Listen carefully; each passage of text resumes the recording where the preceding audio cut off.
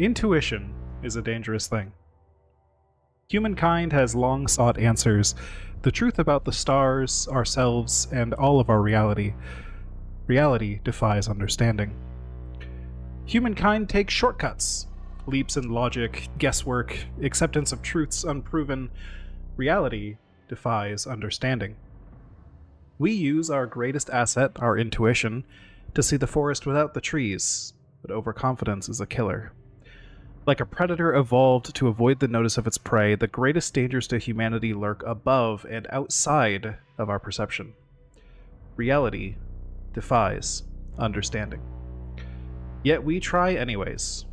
Intuition is a dangerous thing. Last time, y'all got yourselves into a pickle. A series of pickles, actually, but at least you're all back together.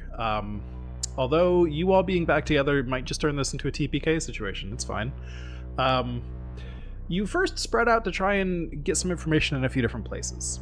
Hematite and Hunter tried to go around and round up a bunch of Billy's friends and try to figure out if they knew anything, try to get more details on the timeline or how Billy was feeling around different points in time. Just generally more information from people who would know him.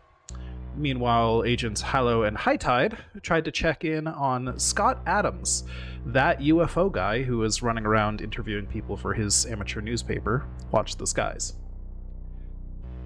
Unfortunately, you found him very dead.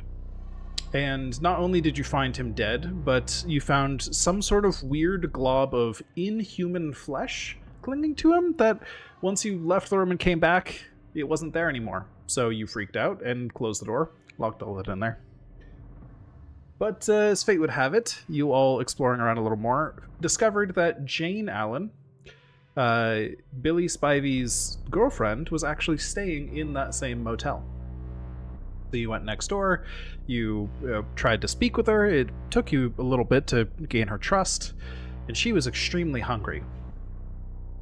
You eventually got her some food and came to learn that she is very, very pregnant. Far more pregnant than should be physically possible. It appears she's about 6 months pregnant, even though she only started seeing signs a few weeks prior. In the meantime, while you were dealing with that and making sure, she would get in contact with your Delta Green friendlies and get to proper hospital care and, people who might be able to take care of her given her unnatural predicament, Agent Hightide went missing for a short bit. You could not reach him by phone. He was nowhere to be found, and then all of a sudden just showed back up outside the motel with no knowledge of anything passing. He just went to get food and came back. Pretty normal. Other things that happened, Hunter and Hematite went to Town Hall to try and speak with the alderman there because Lucas Allen, Jane's father, is one of the aldermen there, and he is the one you actually spoke to at the front door, the only one of the 6 aldermen that came out to talk with you. You were instructed in a very heated argument to come back with an appointment tomorrow, and you could speak with Merle Barn at noon. Additionally, let's see, what else happened? Yes, Hallow, you saw a child that just kind of stared at you and wasn't responsive until it was, because at a certain point it stole a picture you had on you, a Polaroid of the poor Scott Adams, the dude with the fleshy lump on his head. I believe he took the picture with the lump and left you with the picture of the hole in the dude's skull. That's correct. Excellent. You chased him down, but he disappeared around a corner near the local church. At the end of the day, you all decided, boy, if we're gonna have some cleanup crews come in here and take care of that body and all that, we need to take care of whatever that fleshy lump is, because it's moving around and it's clearly a threat and unnatural, which the cleanup crews are not going to want to deal with. You all are the specialists in taking care of those kinds of things. So you decided to be cautious, enter that room, try to take it on directly with the force of all 4 of you nearby. But unfortunately, things have not gone so well right from the start. It has jumped up into Agent Hallow's pistol and broke it to pieces. It may or may not be repairable. We'll have to see about that later. But for now, you have been disarmed. Several of your allies here are panicking and or have had various mental breaks, and the situation is pretty bad. So as a reminder, to set the scene here, the room is dark. You've got a flashlight on, but it is night, and all of the light bulbs have been taken out of this room because of Scott Adams' whatever weird thing he had going on in his head. The bathroom is full of blood on the floor and overflowed tub water, and is otherwise like sealed off to the outside world. The window, the small ventilation window there is blocked off. The door was like sealed shut by Hollow previously until you all opened it, and it's a pretty small, cramped spot. That is the scene you're all in. I believe High Tide has the main flashlight here. I think Agent Hallow was closest. Who else was near the door? We can kind of reset the scene here. I was by the door preparing to throw like bed sheets, I think, over the tumor if I had the chance. That makes Yes. sense. That did not happen. Yeah, he has not been able to do that yet. Yeah. But he was prepared for it. Yeah, you weren't quite close enough. Don't remember what I was doing. That is fair. We'll say you're probably near the door. If you have some kind of equipment that would make sense here, like a pistol or something, or a bat, or whatever kind of a knife, anything you think your character would be wielding in this kind of situation, we can clarify that. I mean, she generally has mace and probably a small Swiss Army knife with her in her purse. All right. There's also a selection of simple melee weapons and things in Hallow's trunk of his car if you wanted to grab something like that. You would have had the opportunity, I'm sure. I hope. Yeah, you all did come over to this motel room knowing this was your goal, was to take out this weird thing. Yeah, we came prepared for battle. Yeah, Hematite's not great with melee weapons. What are you good at? Humint and anthropology. Got it. Human-tite. Human tights, yes. And search. I'm good at search. Okay.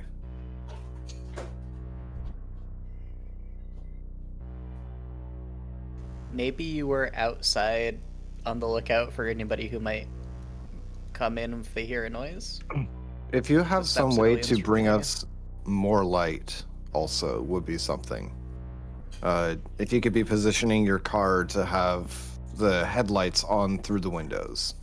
Okay, I also generally I have a purse full of everything, so I probably have a pen light in there. I don't know how much good it would be. So our only light source right now is High Tide's flashlight that he's so blessedly paranoid carries around. Yeah, so I guess I can take out my handy dandy small flashlight that lives in my bulky purse. And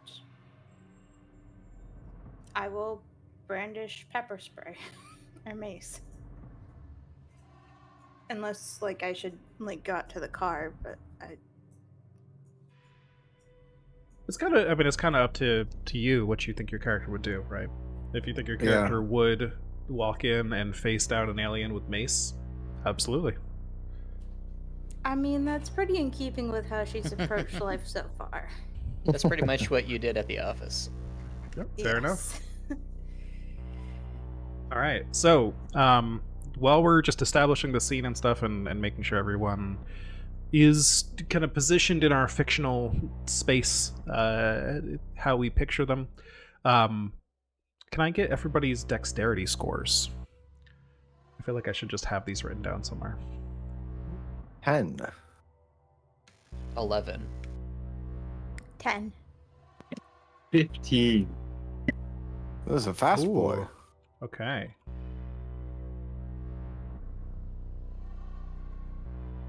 Just writing these down real quick so I have them, and then it also helps me do some organization for right now.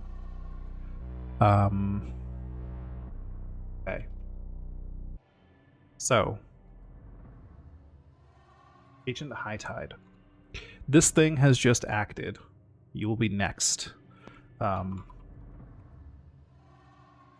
you see it jump, like leap up out of the tub, like a pseudopod, like a tendril of it, snaking up into the barrel with rapid speed. Like it just kind of flung out part of itself down the gun's barrel and then like expanded in order to just break the gun from the inside.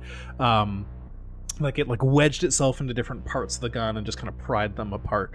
It's clearly very strong, very fast, kind of hard to see in this light, and it's a blob. You don't really know what's going on here. What are you doing about it? Was there anything special about having to hit my breaking point? Because I rolled a 6, but then I put 2 of it onto someone, so it was only a 4. So I don't think Yes, I'd you have to do didn't- the fight or flight, right? You didn't go temporarily insane. You just got the new disorder. I'm reading over my notes of how to play the game. It doesn't mention anything about temporary insanity there. So it's a separate thing. So you're fine. You'll just get that new disorder, I think. I may have that written down wrong, but it looks like yes, you're fine. It's just, not going to be fun later. Yeah. I don't want to know if there's anything I can really do. You could try to run in there and tackle it. You got those sheets, right? Was that your plan, or that was Hunter's plan, right? Yeah. Never mind. My plan was just to illuminate the room, and I'm not really good at fighting. Yeah. I mean, you could try to like prepare stuff, or do you only have your flashlight on you? I mean, I probably have a clipboard as well, but I wouldn't use that for fighting, and I'm better at unarmed combat than melee weapons. Yeah, okay. So this is tricky, right? I would If the probably, situation... Yeah, sorry, go ahead. I was just gonna say I would probably prepare to dodge out of the way if it does leap at me. Okay, yeah, that makes sense. We can wait until it leaps at you to do that. Which would effectively be taking the wait action right now. But I'm just also want to bring this up. If we're looking at a full squad of people where only one of them had a real weapon and that one weapon just exploded, you may, your characters in the scene might be like, oh, fuck, how do we deal with this thing now if our weapon is gone? Are you going to try the wrap it up strategy? Or are you going to try to just close it back in there again real quick? Like, just keep in mind, this isn't the game with like balanced combat rules like a D&D or something where you're kind of expected to win. This is a do what your characters would in the situation thing, right? If you no longer have weapons to fight with, good fucking luck. Just wanted to throw that out there. But yes, if you want to just kind of wait to dodge it for now and see what everyone else does, that's also valid. Did we leave the front door open? Yes, I believe so. I believe that's part of the small like shreds of light you're getting from outside, or like through the front door and window. I guess maybe I would try to run and get another weapon for Hallow. Yeah, I'd say that as Hallow's pistol breaks, he just yells, "Fuck! Shotgun!" It's just like Excellent. please get me this. All right. So be shouted out shotgun. Do you want to try and run and grab that? Yeah. Okay, so I'll say it basically takes you your whole turn to run out to the car, pop open the trunk, and then we see you just grab the shotgun, pull it up into your hands, and then prepare to run back. All right, we see you starting to run back. Then next up is Hunter.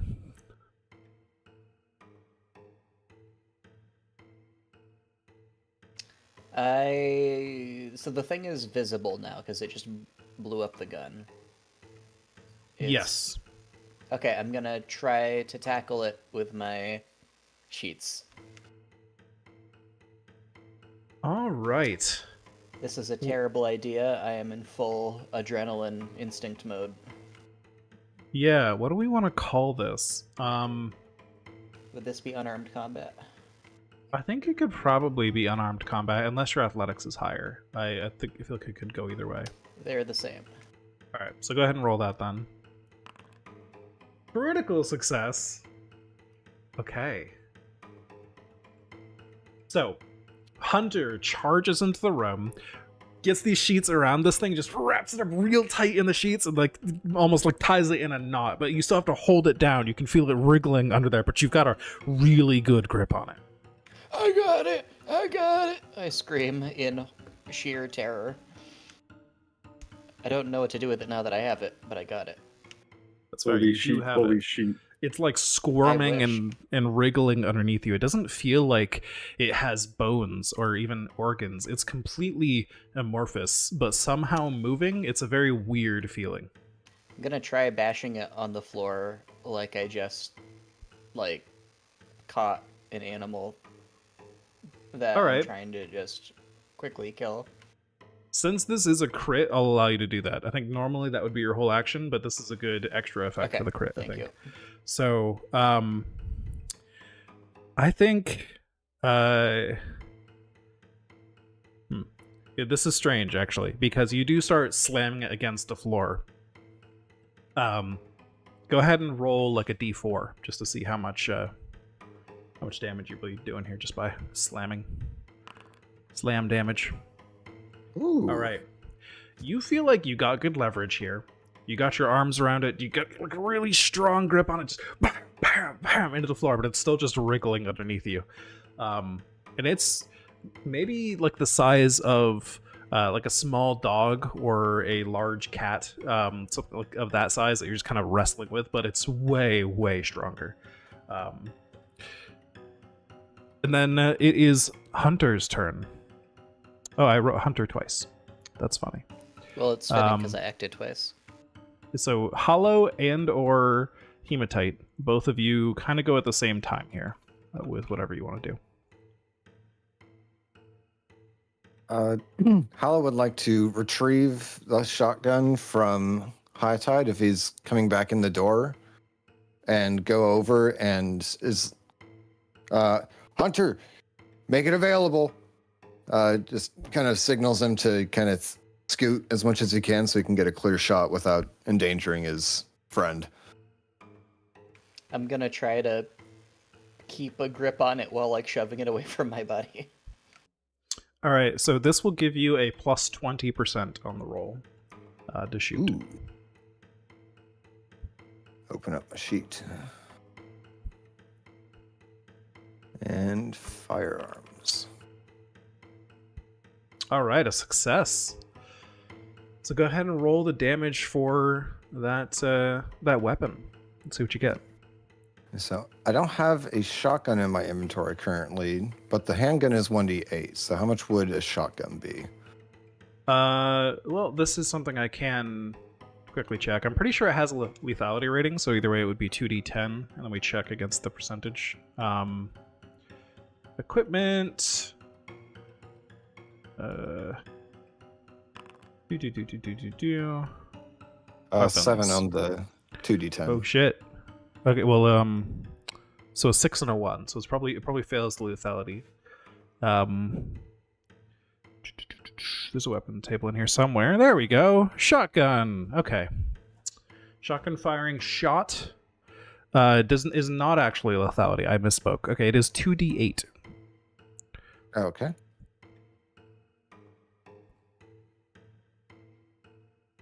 That's a 9. Well, that's not the best shot, but it's a shot. It's a shot. Yes, it is. So you grab this big shotgun, you rush into the room. Your Hunter kind of holds the bag to the side, and you aim down away from his arm a little bit, and bam! Unfortunately, you're a little too cautious with trying not to accidentally get any of the shot in Hunter's direction, and you just kind of scrape the side of this thing, and it's a bunch of damage still. These are a bunch of, the shot from the shotgun just scattering across, it kind of tears open those sheets a bit. You can now see, just barely in the light of High Tide's flashlight, who has returned, that the shots kind of plunge into it, and then it just kind of stitches back over again, like it's a liquid. Like these things just kind of bloop through it, and it looked fleshy for a second, but then it just kind of morphed into another shape. Like the damage to it didn't seem to really matter, if that makes any sense. And now it's starting to snake out of the pouch that Hunter has formed out of these sheets. Which leaves Hematite. What are you doing? Also, actually, sorry, this might seem silly. Sanity check from everybody who witnessed that versus helplessness. No. Oh no! That's not good. It was just a 1 point, so you'll still just take the 1 point, even on a crit fail. Okay. But Would I have It been is, back in the room? yes, I think to hand over the shotgun, you got back basically. And Okay. all right, so 1 point from helplessness for those two who failed, which is very fitting. Who failed? Both of you are in the bathroom holding this thing down, beating it against the floor, and then shooting it, and it seems to have completely unfazed. Lovely. So Hematite, what are you doing?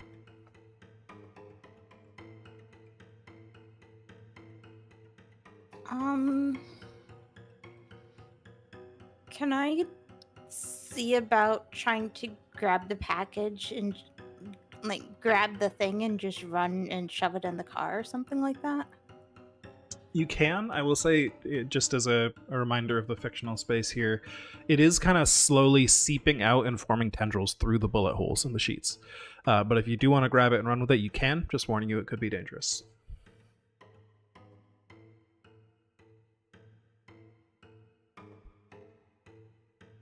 I'm not really great at combat, but I'm gonna try and stab it then.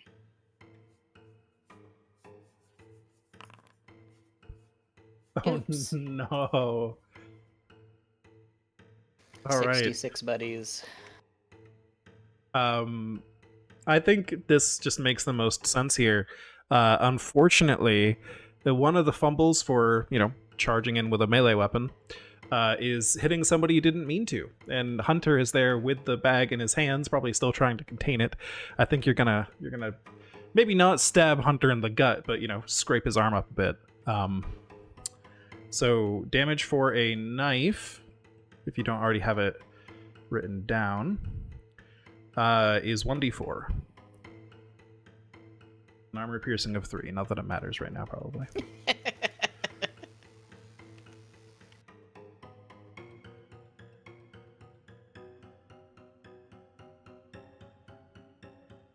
So you can go ahead and roll a d4, and we'll see how much damage Hunter is going to take from this.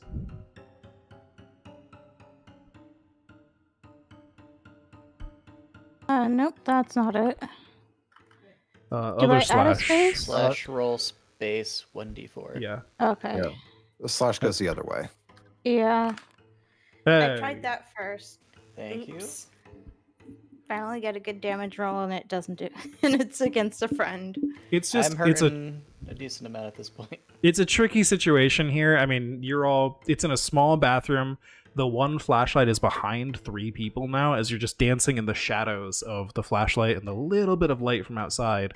And this thing is kind of hard to pin down in its visuals as well, because it's kind of shifting around. So it's hard to predict like what you're looking for, what pattern you're looking for in the darkness. So you rush in there, and just in the confusion of the darkness, your knife ends up just scraping along like the outside of Hunter's arm, like the outside of the like from the elbow to the back of the hand, basically, just like scraping down there. I scream more in shock than in pain. Ouchie, ouchie. Ouchie, ouchie. I guess that's all I can do. Indeed. All right. The thing is going to now use its turn to kind of wriggle through those gaps in the sheets and just tear them open. It's got purchase on them now. It's had a second to orient itself, and you can see that parts of its little pseudopods, it sticks out. It kind of flattens into little blades. It just goes slicing through the fabric. You can tell this thing might be a little harder to contain long term than you thought, and it just tears free from it, plops down onto the floor again. But since it was breaking free from the grapple, that's all it can do for this turn. So we go back to High Tide. You can see there's new blood dripping on the floor in there. This thing is now free. You have no idea where it's going to go or what it's going to do. All you got is a flashlight. All right. Does anyone reasonably have gasoline in their car? Yes. Yes. Yeah. Hallow definitely has at least one Molotov. Oh, if you have a Molotov, I'm gonna use that then. I wouldn't recommend using that inside.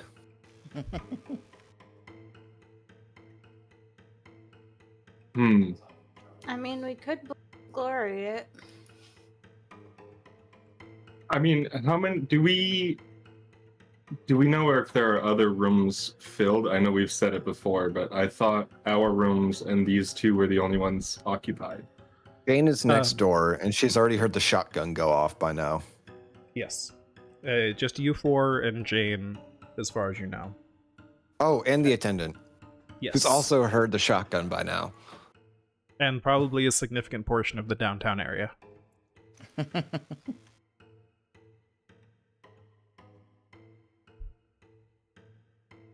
I mean, I kind of want to try to light it on fire, but I don't know if inside's a good idea. It's probably Turn this not. shit down. We already have our evidence. Let's go. All right. Is that a melee weapon or no? Unarmed or fire? It's not a firearm. Are you trying to use the Molotov? Yeah. Do you have the Molotov on you? I think you'd have to go and get it first. Okay. We're also still all standing next to the critter. So, Yeah. Indeed. can he wait to act after us? Yes, that is also an option. Well, technically, yes, go ahead. So I'll run and grab it, and then let's say let's burn this shit down. Yeah, in the way this game usually works, any kind of movement more than a few meters takes your turn, basically. You can kind of incorporate, I skirt around the wall and then take a shot or something like that, and then go back behind cover. That's fine, but if you want to, I run out to the car, well, that is an action, because you just stated an intent to do something, which is going to the car.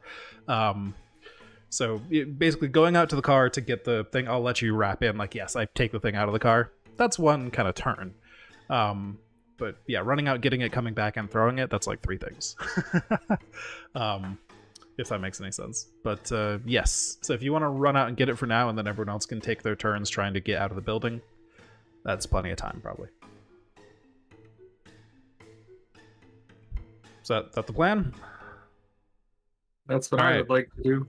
So High Tide runs out. You're like, okay, the flashlight goes away again. You guys are left in mostly the dark once again. As High Tide runs out, grabs the Molotov, and comes to the threshold of the building again. Maybe not going all the way inside, but I'll leave that up to you. Do you actually go into the room ready to throw it into the bathroom, or are you going to wait outside and try to drop it on the thing from outside, or where are you going to station? I would wait outside to see if it leaves the bathroom once everyone does. Okay, so you stay outside the motel door. And then it is once again its turn. Well, no, it just went and broke free, and then it was your turn. Okay, yes. Hunter, it is your turn. The thing broke free from your grip, and you're holding the shreds of the sheets. Alright, and all the light has just now left us. Yeah, mostly. It's very, very dim back here. There's did street I- lights across the street outside. Do you think it's fair that I understood the intent of the scream that we're gonna try to burn this thing down? I think I'll leave that up to you. In your character's panicked mind, are they? Do you think he's good with that? Like understanding that it might be like the adrenaline could make you think faster in those kind of situations, or it could make you panic. He's really not an analytical kind of person, so that's probably not gonna happen. I think he's just gonna stomp on it with his big old farm boots. All right. If the gun didn't do it, the farm boots will. Absolutely. All right, yeah, you start stomping on it, just trying to mush it into the floor, and you are hitting it. It's just you're kind of like squidging against it, and it just kind of flicks, like it kind of splats out flat and then restructures itself after your foot leaves. It doesn't seem like you're really changing it much. It's like it's a weird situation because every time you like change it in some way, it changes back to whatever form it intended to be. Like its animation is being interrupted by your boot, but it just goes back to the same frame afterwards. Very weird looking. Like it's just completely ignoring you. So now we have Hollow and Hematite. So hearing High Tide getting ready with the Molotov is going to try to... so let's see. So the thing is still in the bathroom. Right? Yeah. Okay. Hunter is no longer in the bathroom. You moved out or you're still in there? You're still in there. Okay. Hunter, get out of there. He's going to grab Hunter, pull him out, and shut the door. So to try and block it in and give us time until High Tide can get there. Hunter, did you say you were resisting? I will not resist. Not resist. Okay, cool. Yeah, I think grabbing him, pulling him out, and shutting the door, that can all be kind of one smooth motion. I think... I don't think I'll make you roll for that. I think that's a fair enough thing. You're just kind of grabbing him and shifting him out of the way. The thing on the floor is clearly like ready to strike out at you, but for now, it's still kind of getting its bearings and kind of winding up. So you're fine for now. All right. So Hematite, the door to the bathroom is now closed. Everyone else is in the room with you except for Hunter, who's outside the threshold. I would finally be piecing 2 and 2 together, and I would get out of there. All right. I'm just gonna run to the car.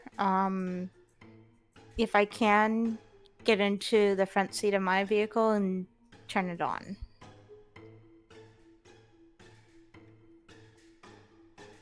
All right. You rush outside. I think that's fine for one action again. You get out to your car and just turn it on. And then we go back to the top of the order. So, Hunter and Hallow, you two are in the motel room, and it's dark. There's not much light in here, but this thing is kind of shiny, and you can see it starting to seep under the crack in the door. It's just flattened itself out, and it's seeping into the room, and it's just this silvery, fleshy, kind of sweaty gleam on the floor, just forming a puddle. Doesn't appear to be very fast at this motion, but you probably don't have more than a few seconds before it gets through. Didn't need more than a few. So for the top of the order, that's High Tide? Yes, back to High Tide. So just call out. We can open the door. You toss that in, and we'll close the door back up. Do it quick. Should we do it in the motel room so it doesn't have the water? Shit. Yeah, so he's just ready to back out and try and lure it out, I guess. Yeah, I'm gonna hold the Molotov till hopefully they're both out of the door and then throw it at that thing. All right, so you're gonna hold your turn for now. So yeah, Hunter and Hallow, both of you just booking it out of there? Yes. Yes. All right. It's also just keeping an eye on the door as he exits. All right. So the two of you rush out of the room past Hunter, or not Hunter, High Tide. So many names. Past High Tide on your way out, and then you make your way into the parking lot there. And High Tide, you've got a chance to act here. What's your plan? You're just throwing this thing, waiting for it to enter that part of the room. Throw the Molotov at wherever I see it. All right. I'm double checking the rules for grenades. For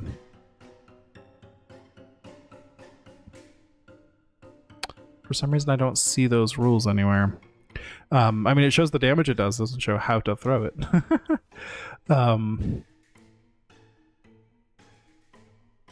I think the precision here isn't really...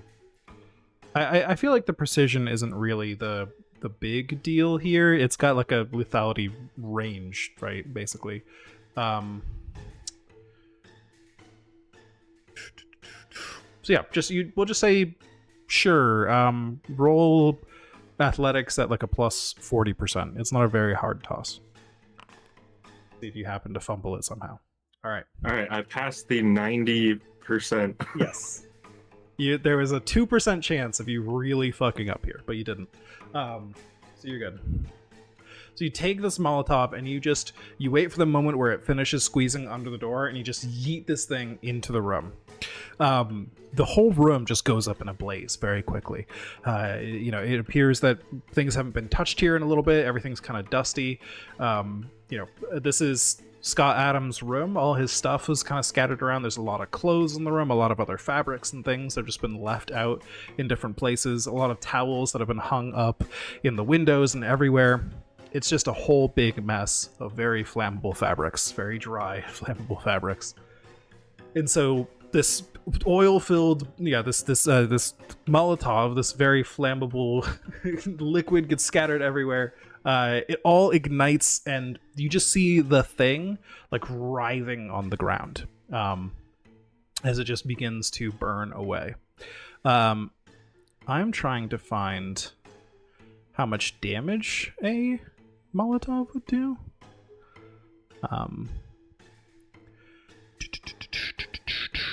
So roll 2d10 because this is a lethality of 15%. Oh, it does say the skill athletics there. Okay, perfect. We did it correctly. Awesome. Yay. Yay. 7 damage. Well, first we check 34 is over 15, so it does not trigger lethality. And instead, yes, does 7 damage.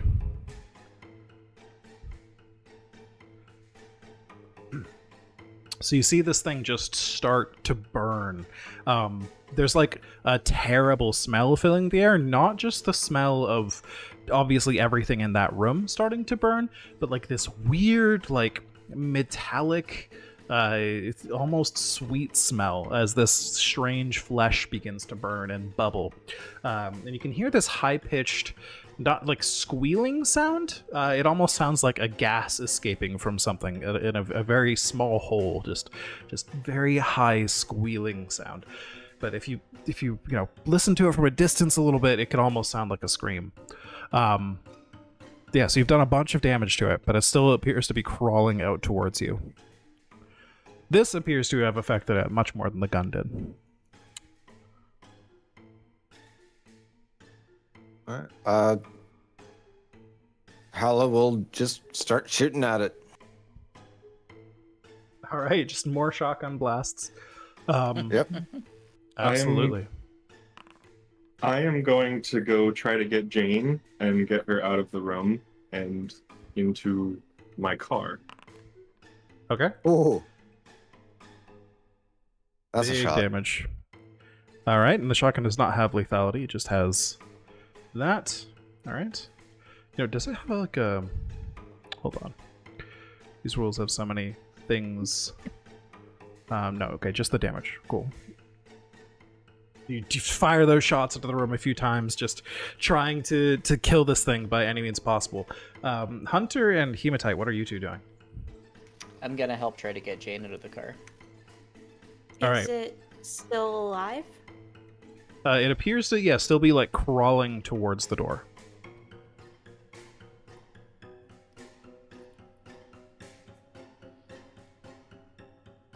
I would like to throw a drink at it. Okay, just more fuel for the fire. Mm-hmm. You did establish you got some alcohol to drink earlier, so absolutely. Give me an athletics check to toss that in there. I'll say this is plus 20%. So now you're in a little more dangerous of a situation. Okay, but athletics is... Okay, there we go. Plus 20% to my roll? To your target, yeah. Alright, so yeah, so it would be like a target of 50, basically. So, yeah, easily a success. You just toss that in there. Go ahead and roll 1d8.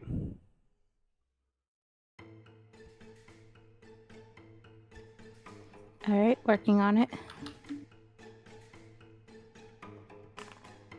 Woo! Oh. Alright. The fire just ignites even higher, even brighter. There's like a flare of heat coming from the rum as all of that alcohol disperses, evaporates, ignites it very rapidly over this thing. And that sound, that squealing sound, grows more intense, higher pitched. It just keeps rising up in pitch very painfully. And that's your turn. I believe that's everybody. You open the door. Jane is on the floor, like rolling around on the floor, like not rolling, like in a fetal position, just kind of rolling back and forth, panicked. Not like literally stop, drop, and rolling. She's not on fire, but just absolutely panicked, kind of just teetering on the floor, crying, like choking on the smoke. Who gets to the door first? Whoever speaks first, go for it. Hunter. Hunter gets the door first. She's on the floor crying. What are you doing? Gonna grab her like a calf and lug her to the car. All right. That did not work. That's okay. Yeah, I was gonna say even with a plus 20%, which I probably would have given that. You try to lug her out of the rum, but yeah, she's it's a little more awkward to get her through the door. You probably lift her up successfully, but then you try to get to the door, and it's just not proper. Like, you can't really throw her over your shoulder because she's so pregnant, and like it's very difficult. You just kind of stop at the door and awkwardly trying to figure out what way to orient her. And that's when High Tide arrives at the door and can possibly assist. I would definitely try to be calming and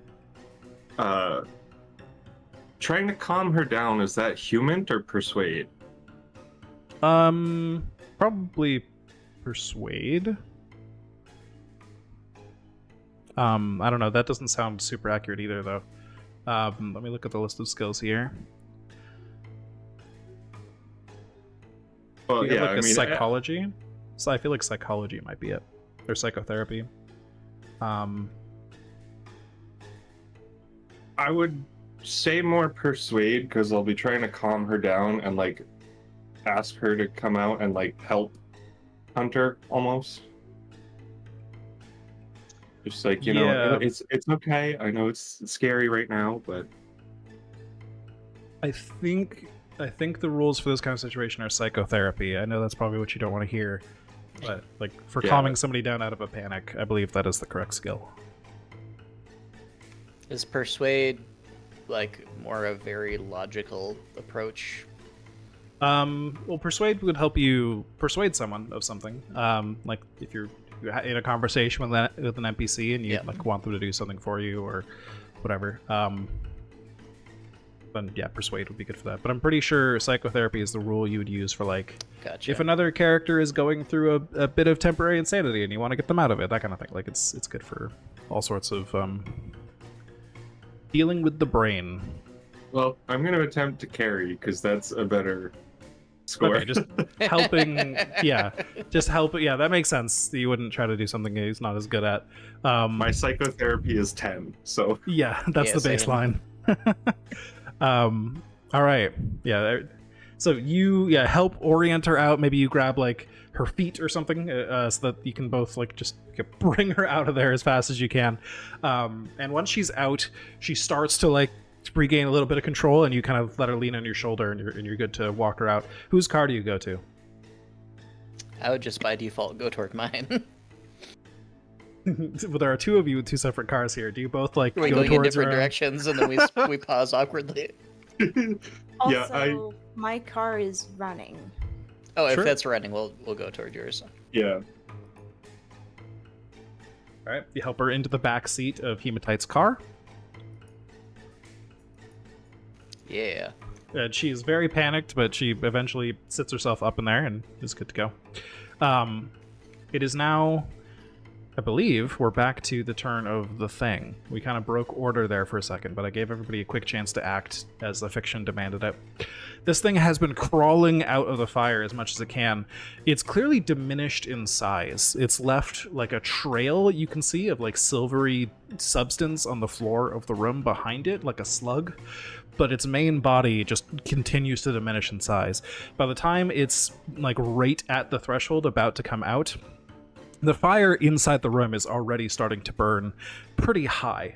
It's starting to like reach the ceiling. It's starting to like lick up out of one of the windows, which when you threw that extra drink in there, the pressure from that probably broke the main window, and so fire is kind of like going up the side out that front window.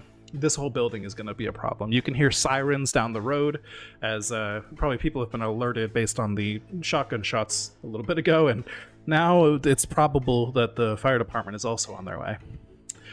But this thing is your imminent threat. It's maybe about the size of a softball now, like squeeging out the front door. And when it gets there, it is going to... who is closest to the front door right now? I know there's 3 people by the car, but was Hallow still by the front door? Yeah. All right. It is going to slash up towards you with one of its pseudopods.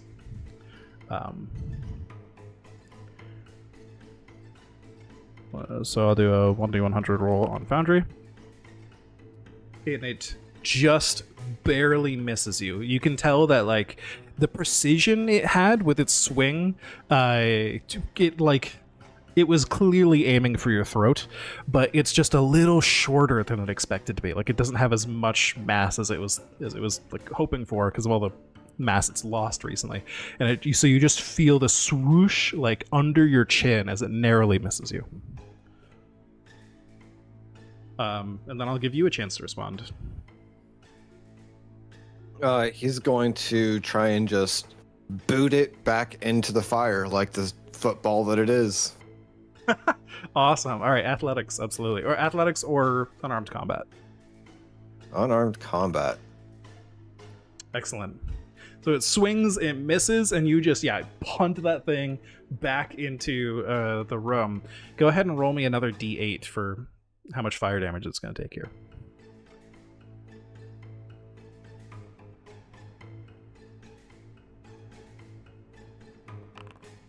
Oh, poo. Oof. So you maybe boot it a little too hard, and it goes flying back into the bathroom. It lands in the water and starts to cool off itself back there. It probably hits the door to the bathroom. The door gets like swung open a little bit, or maybe it's already burnt down in the fire, and it just lands in the pool of blood and water in there. And so it's still it got singed by the heat on the way, but it's currently sitting in the water. Let's go back up to high tide. I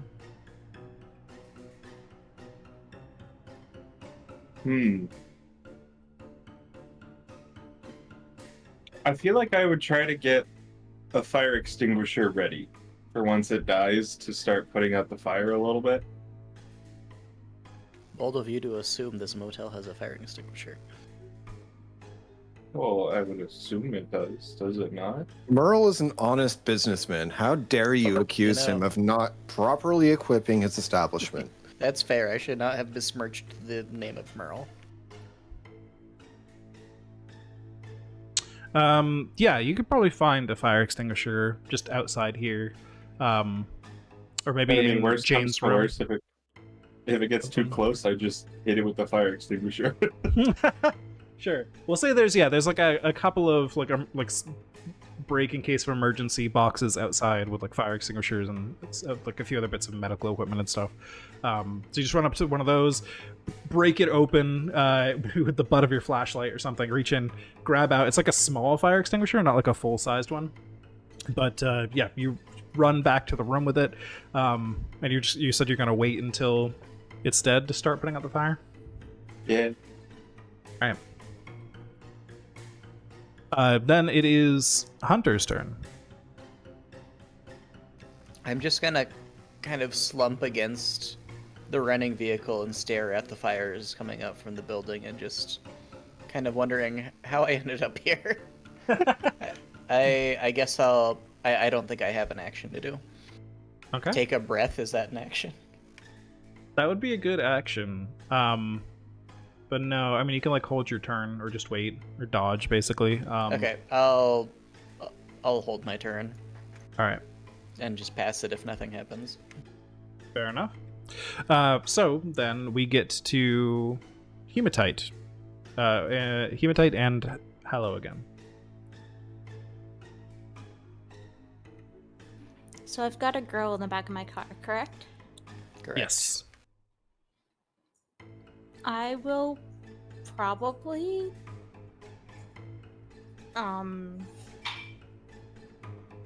gesture to the others to get in, and I will just wait, like getting ready to floor the accelerator and head out. All right. What kind of car does Hematite have? She has a sedan. So you think there would be enough space for everybody? There are 4 of us and a child, correct? 4 of us and a very pregnant young adult. Yeah. So it'll be tight, but probably. It's a possibility. Yeah, you can wait for everybody to get in. Do you like shout "get in" or anything like that? Yeah. If I hear that, I'm just gonna go to my car and start it. Awesome. Okay, you get in. We're going. Hunter spends his held turn to walk over to his car and start it. Oh, awesome. So, and then at this point, as you're shouting "get in" and people are starting up cars, the front door to the motel office kicks open, and the attendant that was inside, who comes looking out, running out in a panic, looking around like, "What the fuck is going on? Did you use this? I'm never gonna get a job again. What did you do?" Can I say something along the lines of the paranoia guy went crazy? You potentially can. Remember our drugs angle. Also. Yeah, I was gonna say something along the lines of he had the wrong drugs in his room and they mixed together and didn't mix well. Yeah. Okay. So Yeah. we can get to these things on your turns. We are still in turn order here. This NPC is taking the last turn in the order, essentially. So she has run out and she screams that at all of you.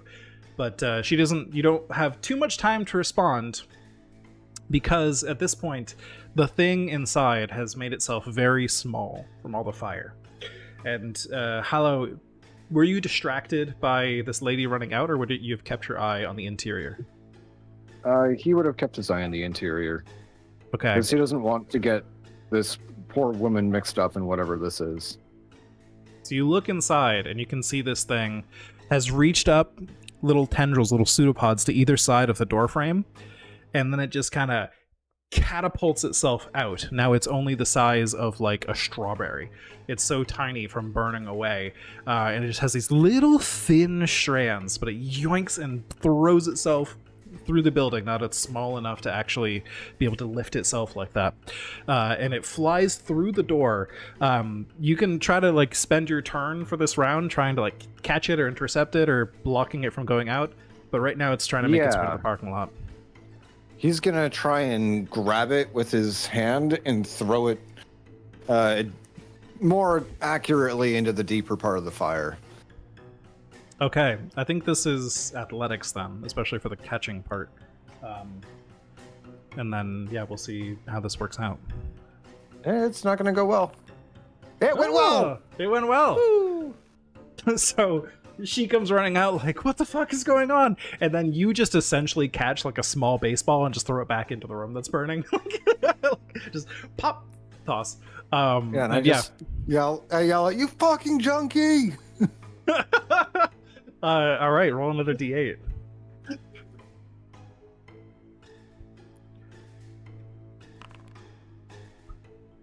All right. So it goes back in there. You see it disappear into the flame. You're not sure of its current state. Yeah, you shout, you fucking junkie. Hunter, sorry, no, actually, I apologize. Hallow just spent a reaction, but it is High Tide's turn. Yeah, I would definitely run over the woman and try to tell her, because I was one of the people that went in. Yeah, it was myself and Hallow that went to tell her about the drug ring. I would tell her to go in her car. There was a reaction with some of the drugs that we found, and it caused a fire. It's meth lab, simple as. And it caused a shotgun blast? This is a meth lab Well, that we're was- talking about. He was hopped was- up on his own drugs. That was it mixing. It's exploded. That's what started the fire.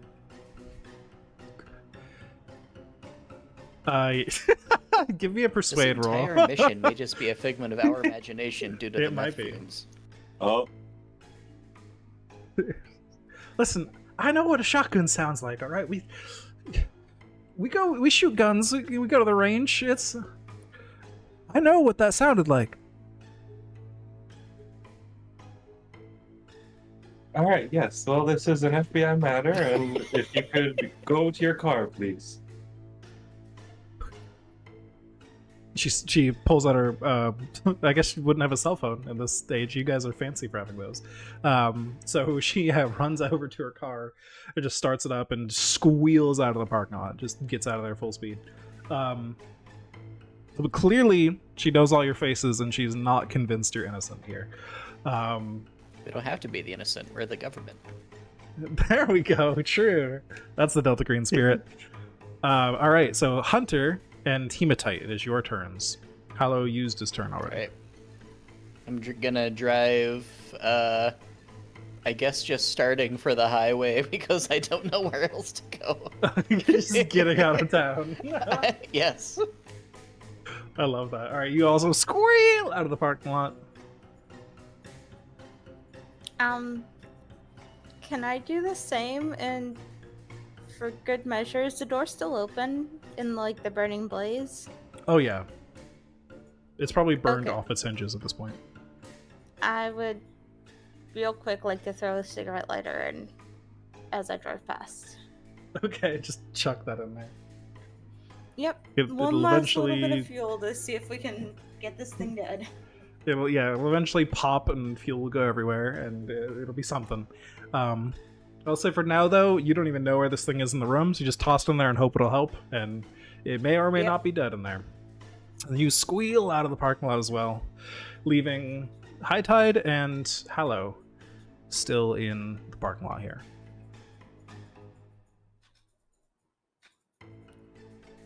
Yup. You can hear sirens Wait, in the distance. No, I told them. Can I retcon that and wait until they get in? I mean, I'm not Uh, leaving my car behind. It's so full of weapons. Okay. Fair enough. Yeah, do you want to Yes. wait? Does High Tide look like it's getting in? If it's reasonable for me to have gotten in once the woman left, then yeah. Okay, so you rush over. The Hallow, you get in your vehicle and also drive out, it sounds like? He'll close the door behind him to the motel room to try and keep the thing from getting out anymore, and get in his car and drive off. All right.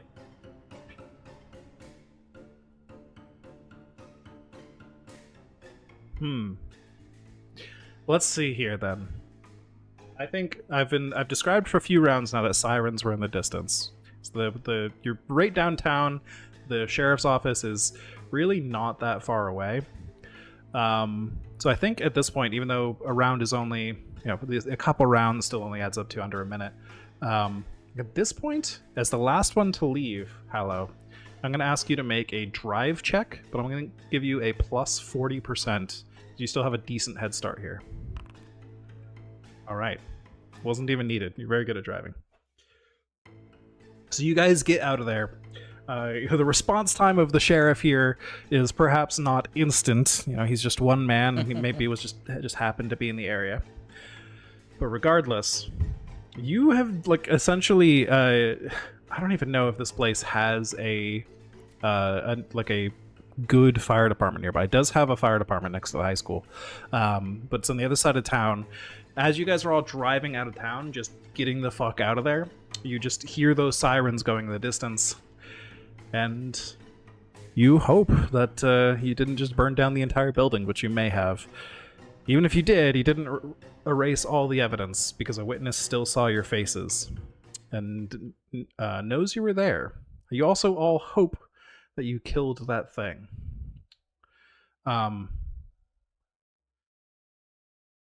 Actually, I will say, as one thing here, you are pretty sure you killed the thing. It was diminishing in size and diminishing in size. You threw it back in there. The whole building's pretty much burned down, it looks like. And what happens in Delta Green when you actually vanquish one of these threats, you guys got really lucky on those rolls. It was very good. So you managed to take out a threat. And that means you're reassured. You get a little bit of sanity back. Yay. Oh. Hell yeah. So everybody roll a d6. You get that much sanity back.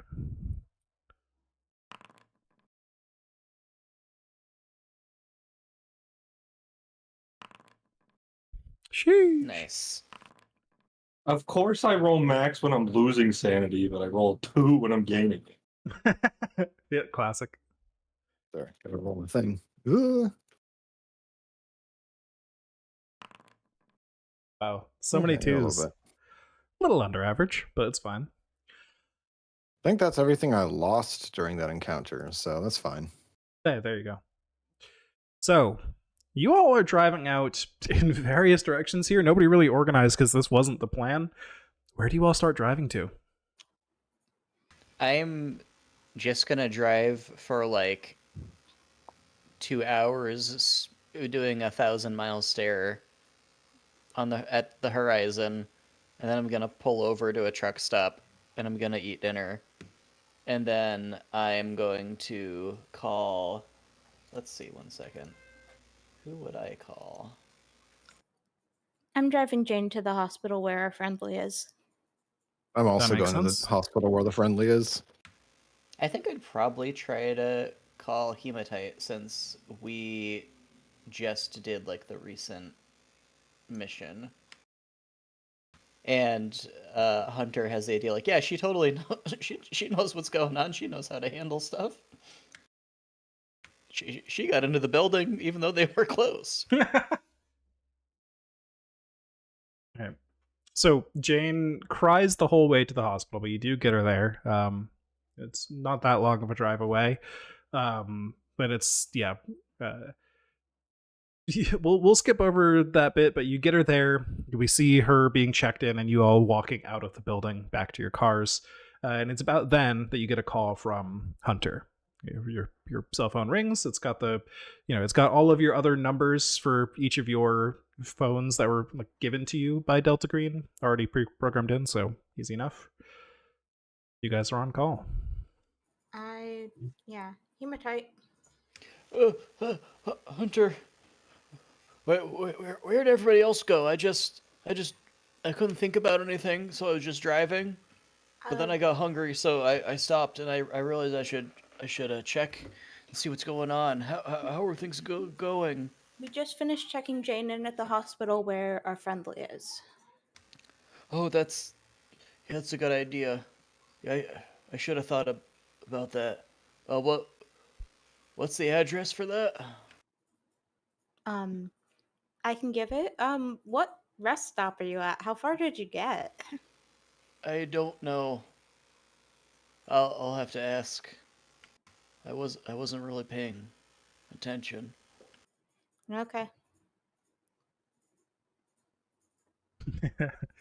Just Thank head you. south. You're like Yep. almost in Massachusetts by now. I'm going to Mexico. I thought we were in Massachusetts. You're in northern New Hampshire. I thought we were in Dorchester, Mass. There's a Dorchester, New Hampshire as well, Hey. which is the one I picked for this. Not a particularly uncommon name. I will give our handler a call. Or whoever our contact is. Yep. All right. What the fuck? I saw the news. What is? Tell me what the hell's going on out there, Agent. There was a mutated metal gray thing that took a chunk out of somebody's head. And when we tried to deal with it, it nearly killed all of us as well. And turns out it really doesn't like fire.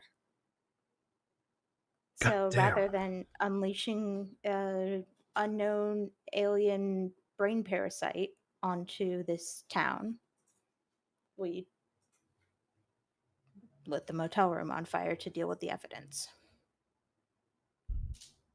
We also recovered Billy Spivey's girlfriend, who has only been pregnant for a little bit and is now what looks to be 6 or 7 months pregnant. Yeah, the friendly contacted me when you checked her in. Just making sure everything is connected. Yep. Yeah, it Fire. was... It's good to know. Hope you don't have to resort to that too much. That's hard to cover. Well, we were chasing a drug ring, so meth lab gone wrong or something like that. Can throw the dead reporter under the bus if we need to. We Alright, also yeah. recovered his laptop, so there's no more evidence of him going crazy. That'll be how we'll have to spin it. Yeah. There any witnesses? Hotel concierge person knew we were there, heard a shotgun. If the news story goes out fast enough about a drug bust, she might buy it.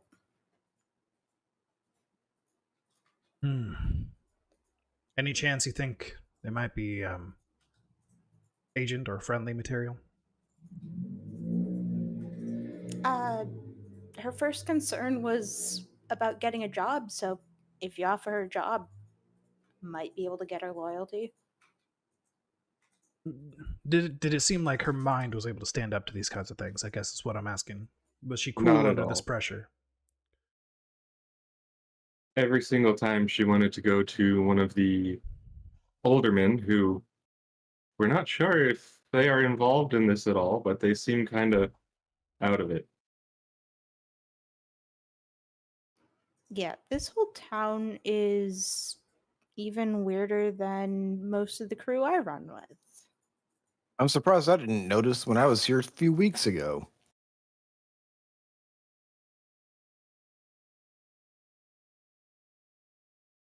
I guess I was out in the farmland, though.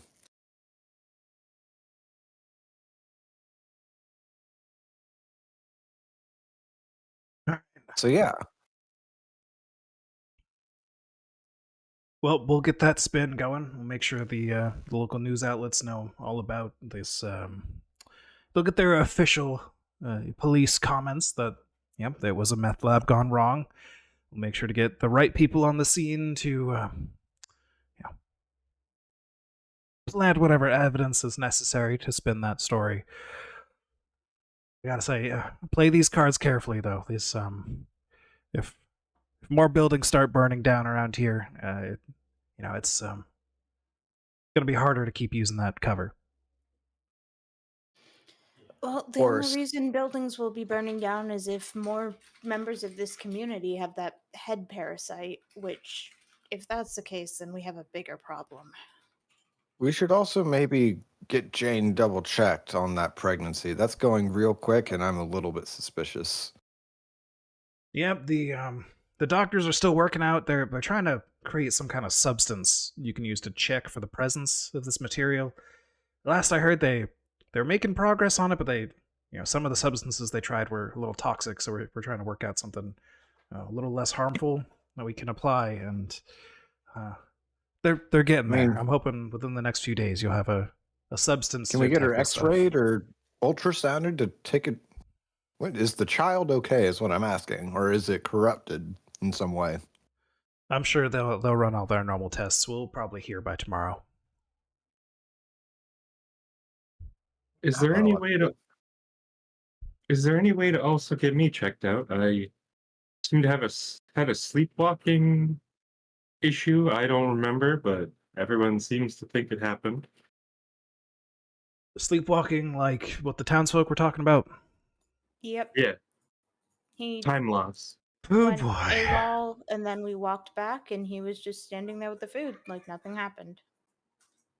Well, Agent, I do not envy your position at this moment. Unfortunately, we do not have this substance to give you as a detecting agent yet.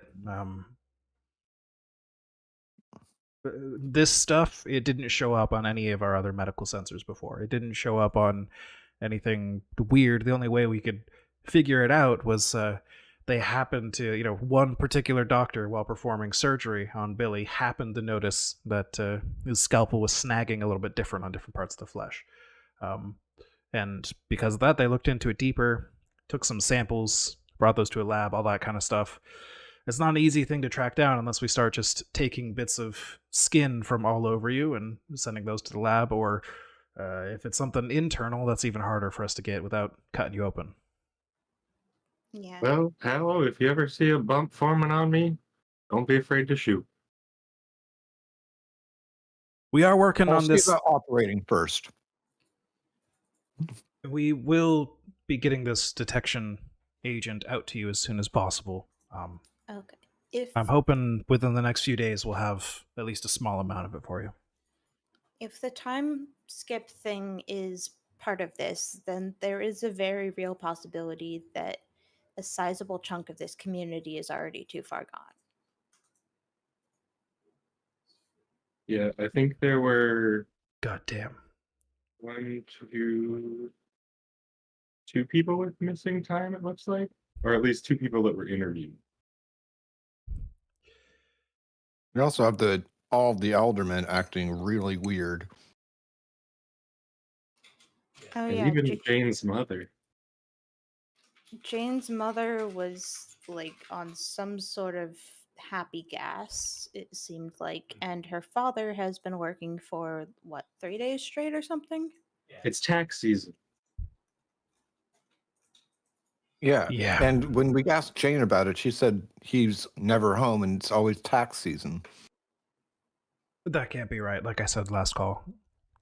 Yeah, so seems bigger. We'll keep an eye on it. I just wanted to make sure you and your PR folks were aware of the possibility that this whole town is a problem. Yes, we're on it, and you all know the priority. Stopping the incursion comes first, above everything else. Keep that in mind. I know we second priority is making sure this all stays hidden. We keep our cover stories at least somewhat straight. Saving lives, as much as I hate to say it, is honestly last on the priority list. Take that as you will. Then again, if you think about it, stopping the incursion is saving the lives of everybody else in the world. Which is exactly why it's the #1 priority. Understood. We'll keep at it, I guess. Oh, right.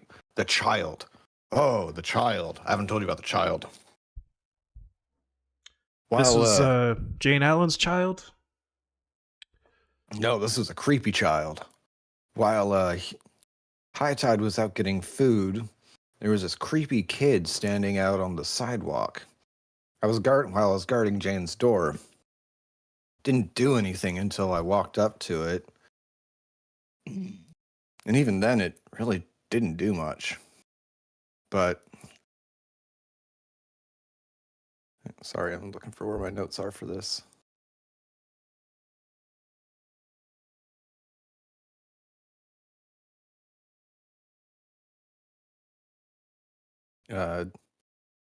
Shoot.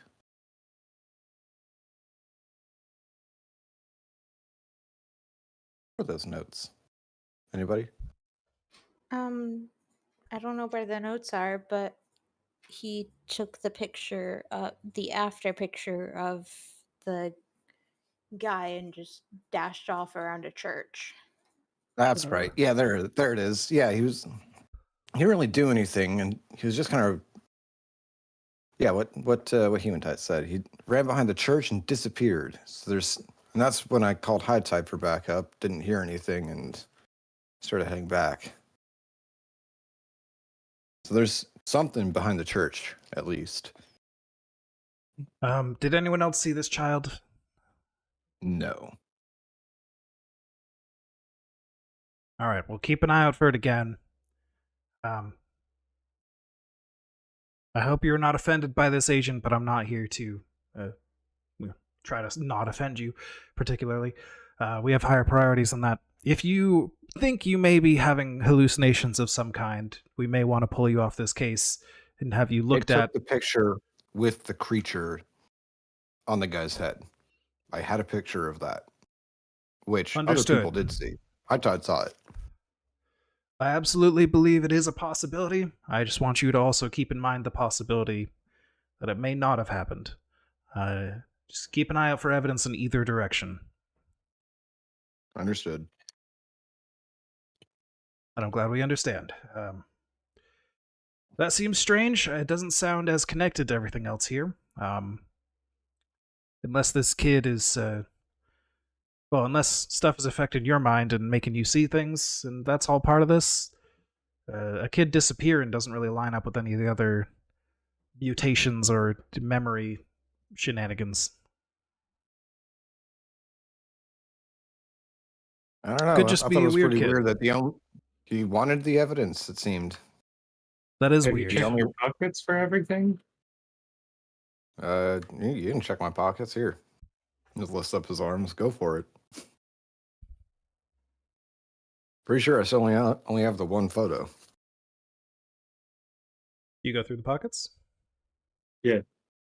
Yep, just one photo and his other normal possessions. Nothing out of place, it seems. Okay.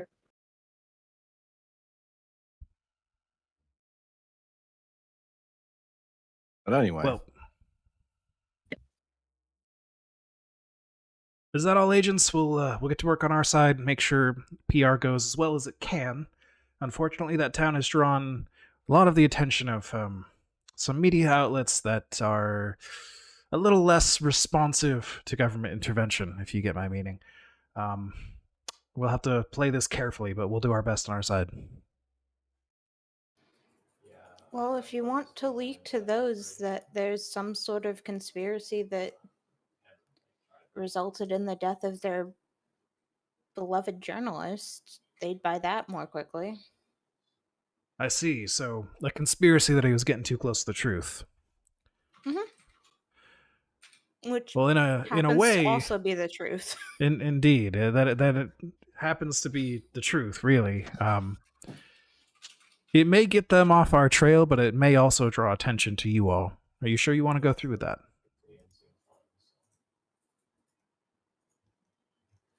I don't need that kind of attention, honestly, because I worked for the FBI on my day job. I mean, I could probably get the information out anonymously later. I more mean that you have a witness putting you all at the scene of the crime.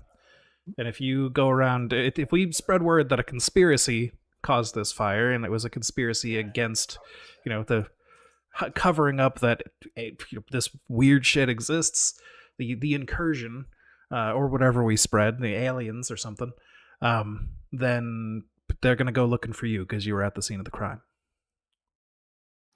Yeah, we don't need that kind of heat while we're looking around. It would definitely get heat off us, but I think it would put heat on you. You are aware that I have connections in that circle, correct? I don't know much about your personal life, no. That's an intentional organizational policy. Okay.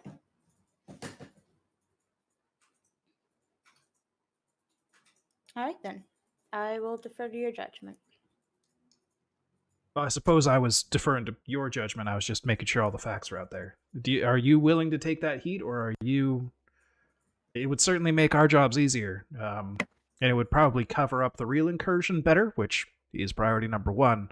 But of course, it would make your jobs harder at continuing to cover up the incursion. I don't think we should take that heat yet. Okay. Fair enough. All right. They may keep digging anyways, just because, one of their own reporters digging into this stuff went down in a possibly suspicious fashion, but we won't feed them anything to go chasing. We'll cover things up as best we can. Try to spin this that, it's all just part of that that drug operation you were chasing down.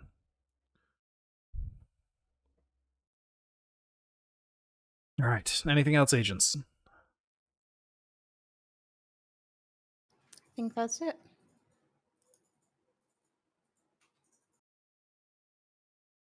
Very well. Good work out there.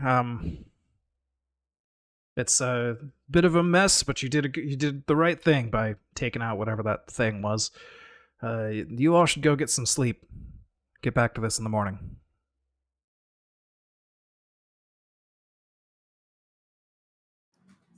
All right. I guess he'll just hang up at that point.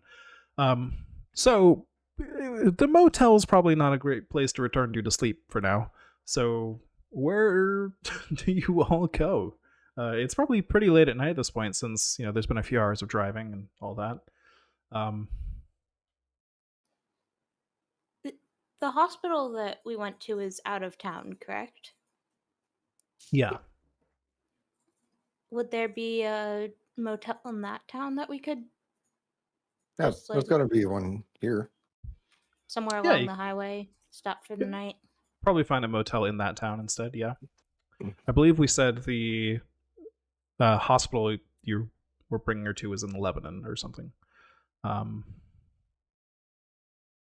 Anyways, it's in that area. You can find a motels. That the surrounding towns aren't as important for details here, so that all works. Yeah. So are you all going to stay at the same motel then? Just find a place to stick together? That's what Hollow's instinct would be to do. Yeah. So you get I think Hunter on the so. line, like, hey, this is where we're going. If nobody does get him on the line, he's probably going to just drive to the hospital and then get into the parking lot and just fall asleep in his truck. Okay. Probably call. Hi. Hey, we're gonna stop at a local motel. Really? You want to go back? Not that one. I don't know. I never want to see a motel again. If you want to sleep in your car, you're welcome to. I want a bed. Okay. I'll be at the hospital in the morning. Okay. Night. Tell everybody else good night. This poor boy. Oh no. Poor He's Hunter. gonna go missing now. Probably. All right. So we can skip over some details of you all getting to the motel and all that, but we do, quick montage scene of You all checking in, getting your rooms, laying down on your beds, and just staring up at the ceilings. Now, several of you took sleep disorders because it seemed like it would be an easy thing on the sheet that doesn't affect you, but it is now time to inform you that it is reckoning time. The reckoning has Yay! arrived. Yay! So, for a sleep disorder, you may have already written this on your sheet, but I'll bring it up again just to go over it. There it is. Every time your agent tries to sleep, make a sand test. So the three of you that have that, I believe it's all three of you, except for High Tide. I have paranoia. Oh, okay, you did not take sleep disorder. Fair enough. So two of you have sleep disorder. Let's go. I feel like sleep disorder was brought up at least. Poor Hunter is getting so low on sanity. I guess both of you are, but okay, let's see here. You both failed your sanity test. As you try to sleep tonight, your agent wakes up repeatedly in terror and cannot rest or regain any willpower points for 24 hours. See exhaustion. Understandable. I didn't use any willpower points, so easy. Indeed, but unfortunately you are also exhausted. Oh. So roll a d6 and subtract that many willpower points.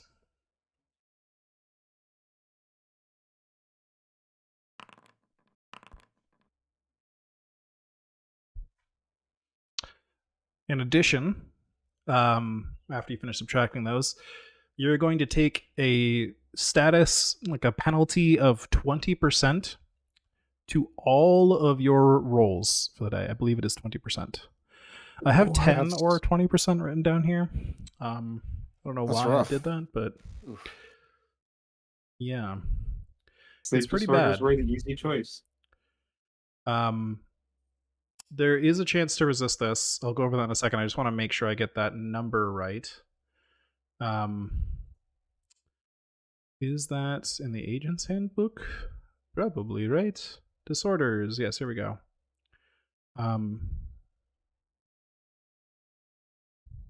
Sleep disorder. It's right. I have to actually look for exhaustion. There we go. Okay. Okay, so it's actually my discretion, 10% or 20%. I'm going to say first night of having this happen to you, it's going to be 10%. To all of your skill rolls today. However, you can take stimulants or chain smoke to remove the exhaustion penalty for 1d6 hours. Illegal drugs offset it for 2d6 hours. During this time, your agent can't sleep. And every dose of the stimulants that you take drains another 1d6 willpower points. You're considered to have already spent this for the first d6 you just rolled. So you get one dose for free, basically. If you continue to use them throughout the day to keep getting more hours, it's going to keep draining your willpower. And going into low willpower can essentially leave you with not like sanity effects, but essentially like... I can't do this anymore, man. Yeah, I can't do this anymore. I think you can eventually just like pass out from it if you go like really low. It's like emotional break stuff. So similar to sanity. Start turning into Alex Casey and just constantly drinking coffee. Perfect. Yeah, coffee does count. So if you just want to drink coffee throughout the day, you can. We'll just have to track the hours and drain willpower as appropriate. Just like real life. Yep. Hunter, you are you also just going to do coffee throughout the day? Probably, yeah. All right. What time are you all planning to arrive back in? Are you going to arrive back at the hospital together and meet up there? Or are you going to try and go straight to Dorchester and meet there? That's what they said. Do you recover anything on good sleep? Good question. Hit points, if you sleep in a safe location, con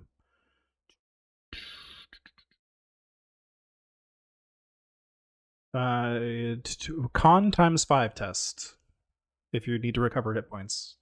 If you're full on hit points, you don't even need. Willpower points.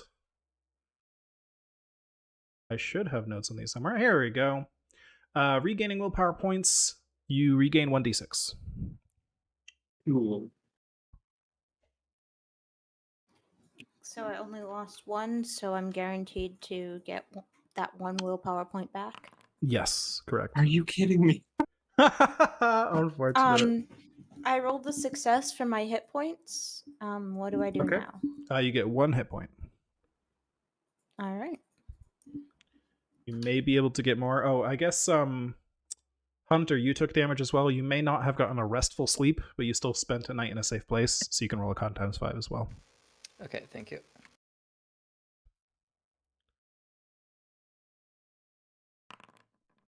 Ooh, a critical success. Con times 5 test. On a critical success, 1d4 healing. Nice. I think, like, first thing in the morning, I'd stagger in and, like, show my wounds and get treated. Just in the emergency room of that place. Like, yeah, I know this. Yes. This clearly this I wound fell I down got some last stairs. night. Yeah, There was a This- nail. The nurses just kind of look at you funny when you describe it that way, like very suspiciously, but they treat your wounds regardless. And so yeah, critical success. You heal up a little bit. All right. So you all meet in the parking lot of the hospital. I don't know why my brain kept on filling in hotel because we're saying motel so much whenever I tried to bring up hospital. it's- Hotel, motel. So yeah. So you're in the hospital parking lot. Those of you who are taking stimulants, please roll me a d6 to see how many hours the coffee's going to last you. And what time would you all be meeting up so we can start tracking this time? Hey, Like 2 hour boys. 9 a.m. maybe? For if Sure. we're assuming everybody has to all get rolling at once. Yeah. I would definitely be up long before then, but I assume not for everybody else. Yeah, you'd have to get to the hospital from a different location, all that kind of stuff. So let's Yeah. just say 9 a.m. Sorry?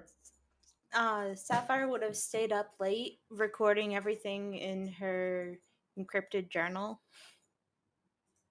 Because paranoia.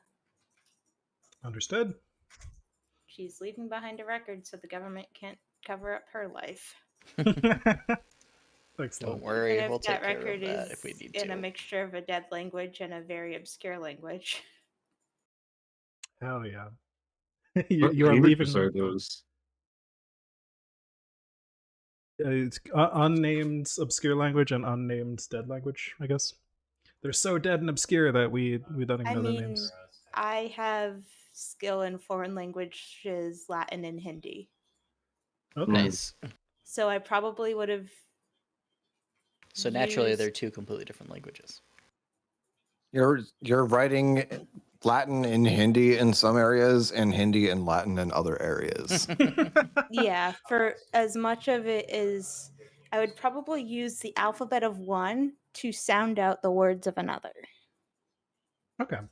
So you are leaving behind what could be the target of a future Delta Green operation by someone else. Like this notebook has secrets that could break someone's mind. Excellent. Just undoing a cipher could break their mind. Yes, I love Well, that. I just found it funny because I have Russian, Chinese, and Japanese as languages, so Wow. I have Russian. Let's go. Yeah, I have Latin and Hindi. So This is right after the Red Scare. Of course, like the Cold War just ended. Yeah, that makes total Of course, sense. I know Russian. as would an intelligence agent. So you all, you spent your time doing stuff like that in the evening, taking care of your journals, whatever. Hunter had to do some extra travel. But in so the I'd be morning, a little late getting up. yeah, absolutely. So 9 a.m. makes some sense. Y'all get your coffee if you need it, which several of you really desperately do, and that'll last you till 11 a.m. And yeah, do you go into the hospital to try and like talk to the doctors here? Was that the plan, or was this just the meetup point before you travel north? I I think mean, we should check I'd in like here. to check on Jane and see if they found anything. Yeah. Okay. So yeah, you're let into the place. And I think at first the front desk reception like doesn't really get why you're there and doesn't really understand like like, but eventually somebody comes in who's probably like another friendly and is like, oh yeah, no, look right there, this row in the spreadsheet down there. Okay, yes, that's the all right, right this way. Explains away the reason that you're here, and you get led down the hall and you are brought into an office of a doctor, Dr. Collins, who a couple of you have seen before. He treated your wounds after the first incident. Yes, so we can't let you in to see Jane right now. She's resting. She had a very, very long day and is well, can't really be spending energy like that. So but yes, I can answer your questions if you have them.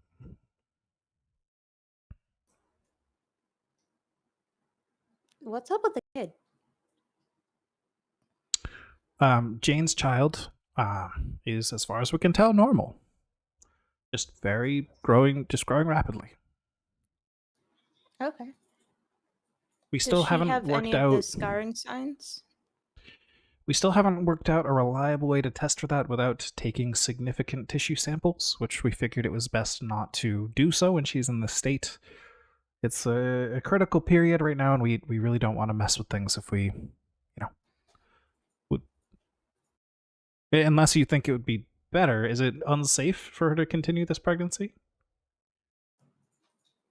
We I can't don't know. know at this time, but We're still working have on. Yes. no, go ahead. We're still working on a safe detection method, and once that's done, we'll know more. But for now, other than a strangely strong appetite, some emotional trauma, and so on, a few other miscellaneous effects of this growth being far faster than the human body is normally built for. Other than that, she's healthy. The baby appears healthy. I don't know whether you would deem it appropriate, but she did want to see Billy when she could. Yes, that is something we may pursue after we have run this detection agent. Once we can get all that worked out. For now, Billy is especially in a very volatile emotional state. My thought is that it's possible. I mean, he killed his father in a fit of emotion. It may be best to leave him in a stable emotional state and not introduce any of this to him. We haven't even told him that she is here. Understood. We can do that if you think you might get something out of it, some clue or something. But for now, that is how we've been operating. I don't know. I was more thinking about how that could potentially ease some stress on Jane. That is fair. We may. Phone call, He- maybe? He may also tap into his strength in order to see her, so that might be dangerous. Yes, the knowledge As that well? she's here may be dangerous. Precisely. Understood. We have him heavily sedated and bound by chains, but he is broken out of things like this, and I mean he's done far greater feats of strength than this, I should say, in fits of emotion. But we all saw him walk through a deck. Yes, I heard that report. Terrifying strength.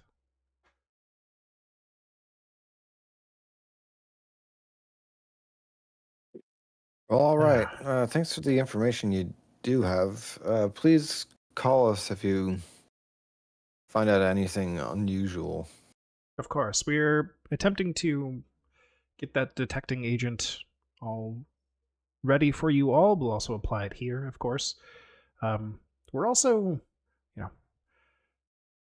I hate to say experimenting on these patients, but trying to find what forms of tranquilizers work best on Billy so that we can more safely try to reintroduce things to him.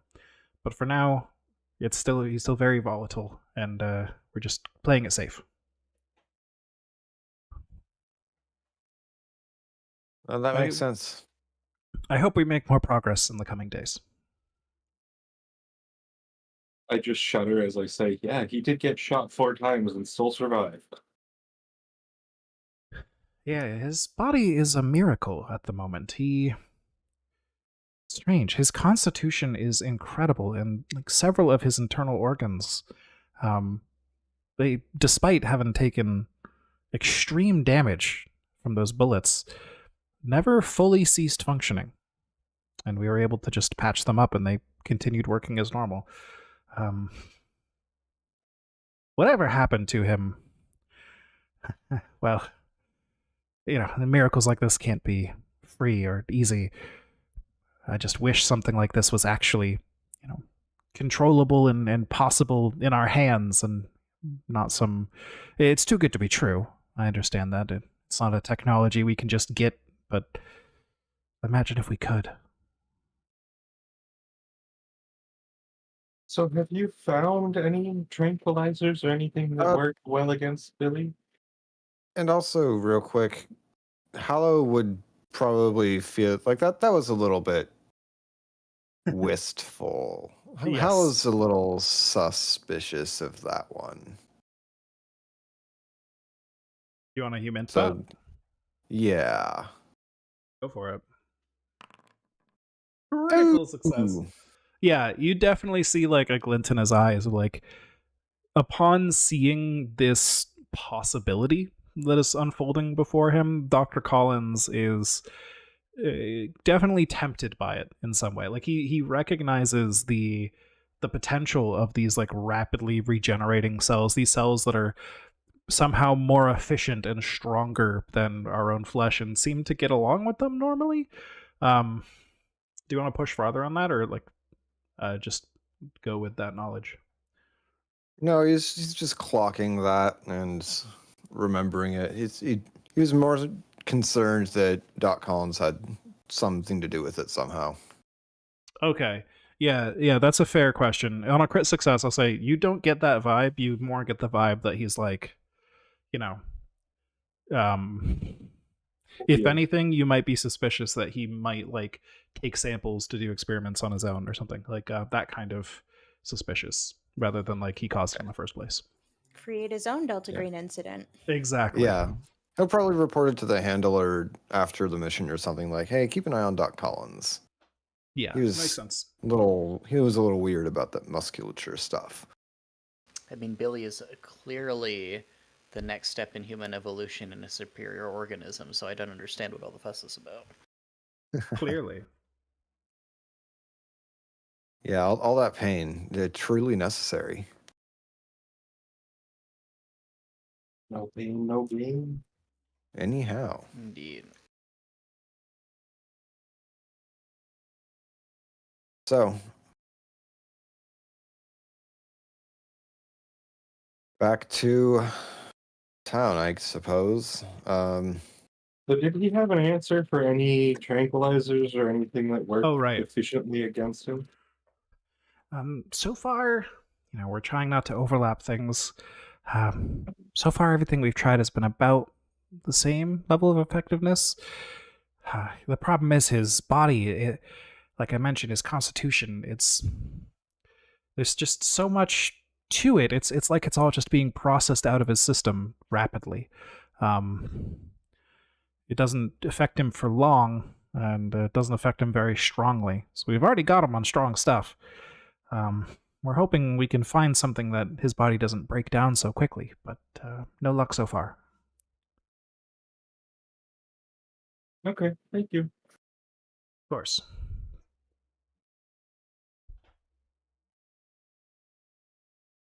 Do the rest of you need anything else from the doc, or should we go and talk?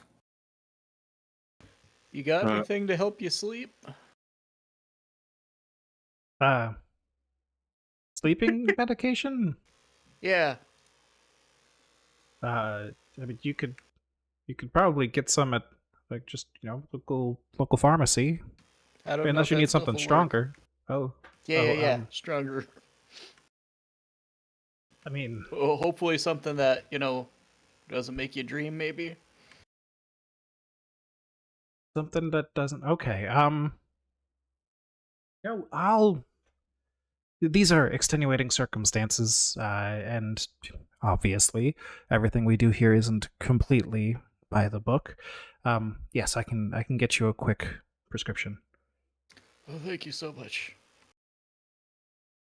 I'm going to roll a bureaucracy roll for him to try and get this in under the radar. I can roll one. Perfect. All right. He rolled really he's a well. pro. Yeah, he's a pro at this, Dr. Collins. He knows how to get the Green agents whatever they need.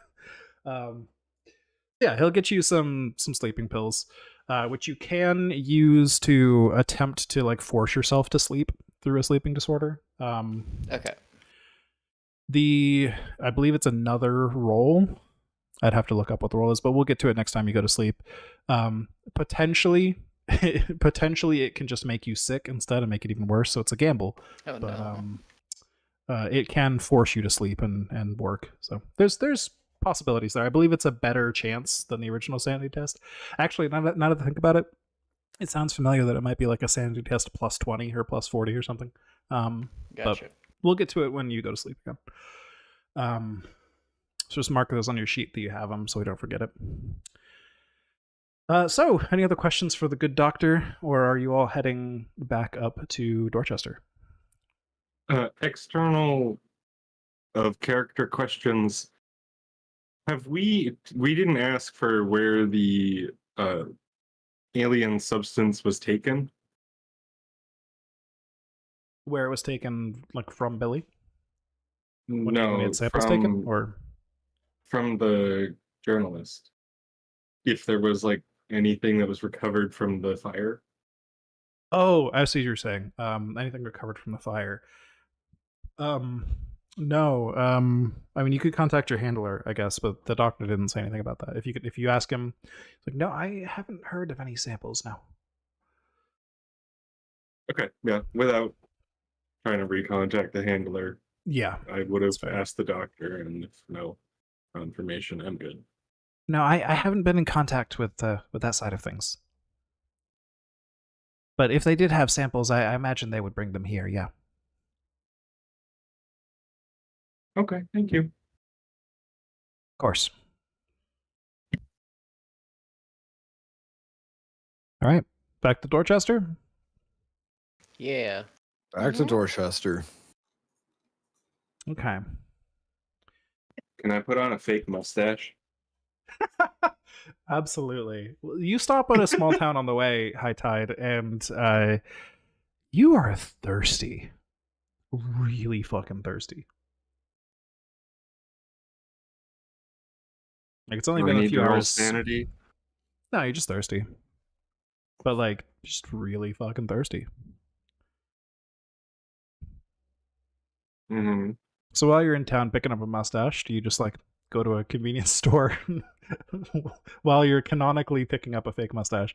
Do you, like, Fake mustache and water bottle emporium. Yeah, exactly. Yeah. You can also pick up a water bottle or something on the way. You ran out of Just coffee get a like while a ago. 24-pack of water. Just get the whole thing, throw it in the back of your car. All right. You just start guzzling that shit? Mm-hmm. All right, you drink 3 bottles before your Sheesh. thirst is quenched. And then, It's the quenchiest. like clockwork, like 3 minutes later, you really have to piss.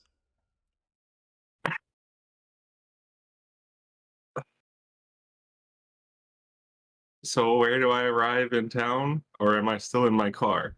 Still in your car. You probably left, and like right after getting out of town, you really have to piss. It's like really, really strong. I guess I would stop on the side of the road and try to find a tree. All right. Yeah, you get out. You park on the shoulder. There's plenty of trees around the highways. You can go into the woods a little bit. It comes out green.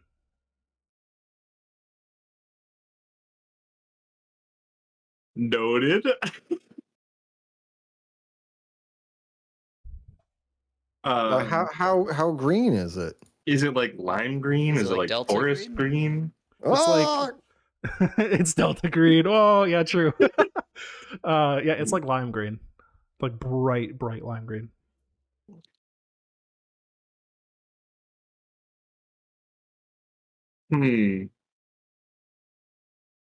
Well, that's concerning. Roll a sanity check. Of course. Take 1 Heck point yeah. of sanity from What? the unnatural. This is a 1 on success, roll a die on a failure kind of deal. Ooh. Man, imagine the last thing that ever happened to you was you peed in the woods. And then you went insane. That was the final straw. Yeah. Yep. You just peed in the woods. You're like, all right, that's it. That's I'm a it. wild man now. Yeah. Can't handle it. I peed in the woods once. I'm gonna pee in the woods for the rest of my goddamn life. Never leaving the woods again.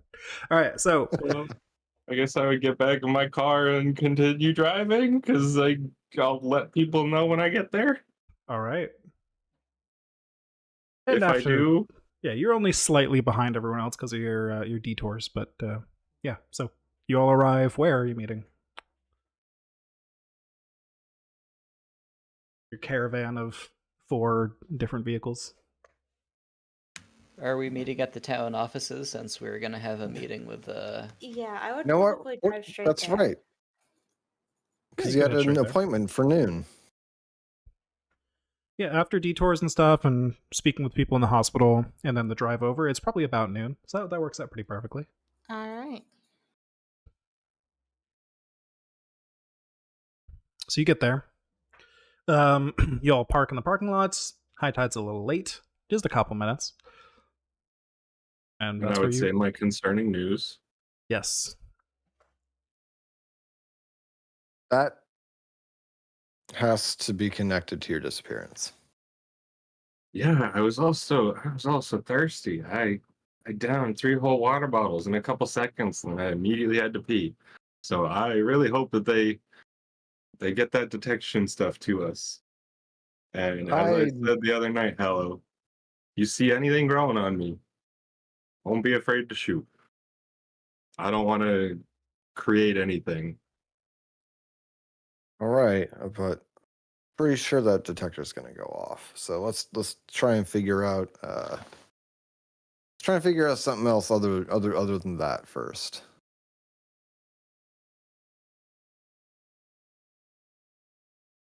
If there even is. Let's hope so. All right. Time to go confront Merle. All right. Do you walk up into the building then? Or are you just saying that to everyone else too? I will stride up confidently. All right. The door is already open a crack when you get there. Like they're waiting for you and just ready for you to arrive and let yourself in. I will do that. Is there anyone immediately around? You open up the door, and there is that same reception area I described before. Again, like plants wilted, dust on everything. It appears like hasn't really been used in a while. In fact, you could probably see some, now that there's a little more light out, you could probably see like some footprints and dust on the floor from your last visit. And a new set of footprints leading up to a man. One single person in this room. He's dressed in a business suit, far fancier than anything else in this town, but clearly he's been wearing it for months. It is like wrinkly and like it's like in really bad shape in multiple ways. Like the dude is like kind of sweaty and like his hair is oily and he's extremely pale. It's bad, yeah. The suit appears like extremely wrinkly though, as if yeah. Actually, give me like an alertness test. or a human, whichever's higher. All right. Judging by the way the suit is wrinkled, it looks like it was probably just in a pile on the floor until this morning. They do all their work naked. All right, I will approach. Say, Yes. Merle, I presume. Yes, hello.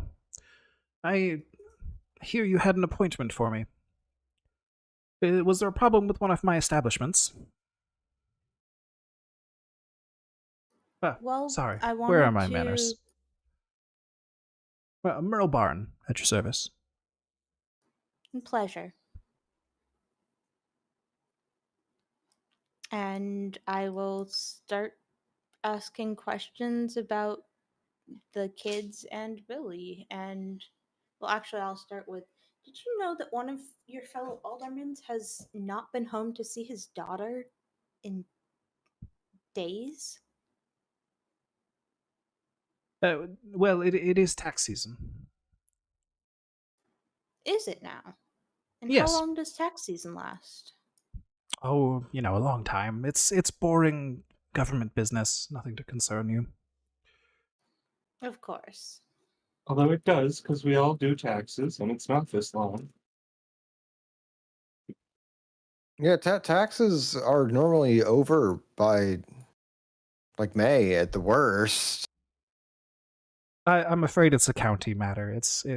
You may be from a different county and do things differently. It's understandable. This is how we do things. All right, moving right along. Regardless, Mrs. Allen is a wonderful mother, and I'm sure she is taking very good care of her daughter. Joanna doesn't remember all the concerns we had about this town. She's actually seemed quite out of her correct mind state, actually, as if someone had been feeding her illicit substances. You didn't happen to know about any movement of things like that in your town, Merle. You own all of the businesses.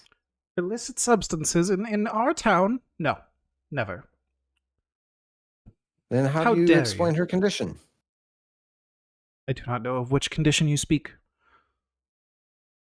Is And this the also- concern you would make an appointment with a city official over? Is to discuss a resident that you've never met before having the wrong state of mind? Well, we have met her. Yes, but did you meet her before as a point of comparison? No, but we did talk to her daughter quite extensively. Because this is all related to another matter that we are directly related to, and that is that of Billy Spivey. Ah, terrible, terrible incident indeed.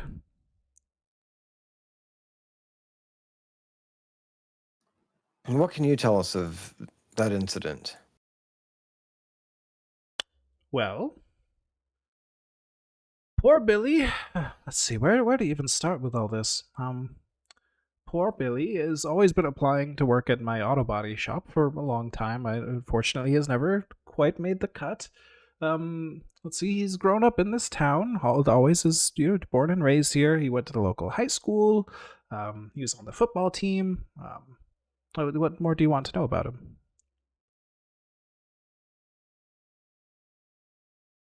Can I would like to ask about the disappearances whenever that becomes relevant in the conversation.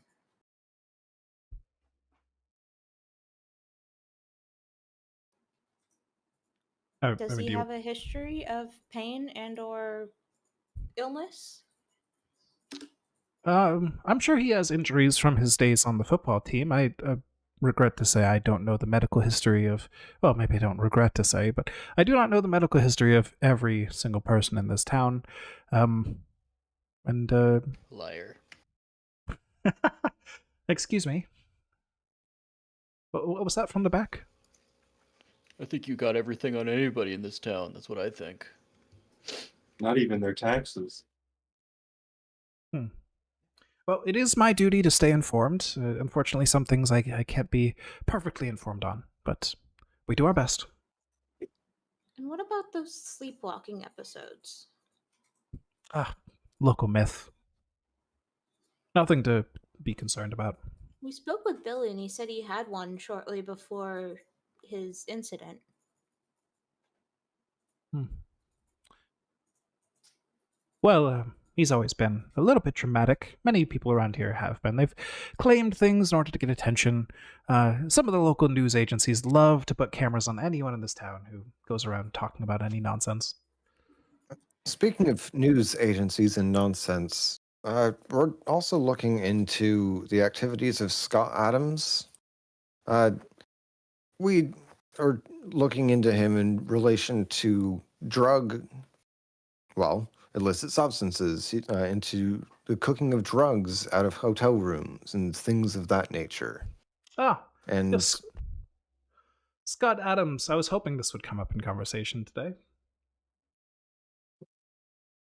yes, we were looking into where he has been around town, hoping to find out who he might be selling to and he was talking to about, his newspaper. He says with air quotes about the insinuating newspaper was actually drugs.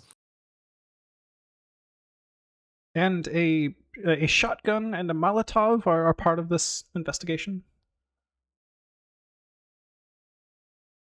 When we confronted him directly, he injected himself with an incredible amount of his own supply, and he was quite honestly near unstoppable. The shotgun didn't work, and the only thing he seemed to respond to was fire. It's very regrettable, and we're very sorry that it ended that way.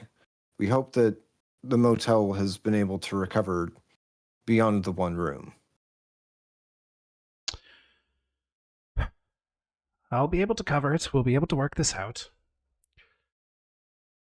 Just know, I know where you've been. I know what you've been up to in this town. We've got our eyes everywhere. What are you We really know. here to talk to me about?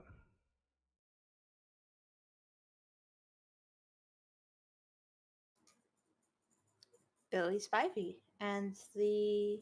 Oh, I've told you about Billy Spivey. Has there You're been... also aware of his reappearance and his condition since? Not aware of his condition since. How is Billy doing? Billy is exhibiting some unusual signs. Hmm. Increased strength among them, and we want to know what happened to him during his disappearance. Well, Billy is quite strong. He was on the football team. That's nothing unusual. But, I don't know. Strange things happen. You Usually have chalk eyes it up all over to- this town. Of course Yes, you could have seen something. It always ends up being a coincidence. Nothing to see. Can I make a human check on this guy? Because he's Absolutely. seeming pretty spacey. Yeah, I'm also want to read this and guy. broken record. Well, good thing Sapphire's or Hematite's there. He is absolutely bullshitting through his teeth at you with like everything he's saying. He's just trying to deflect and lie and deflect and lie and gaslight, and he's not really giving you any real information here. He does seem to know some things, but he's like always skirting, like giving you too much. Yeah.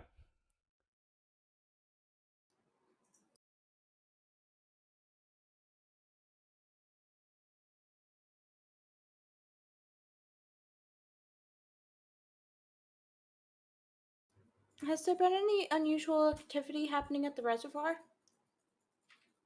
Oh, that's where the teens always gather.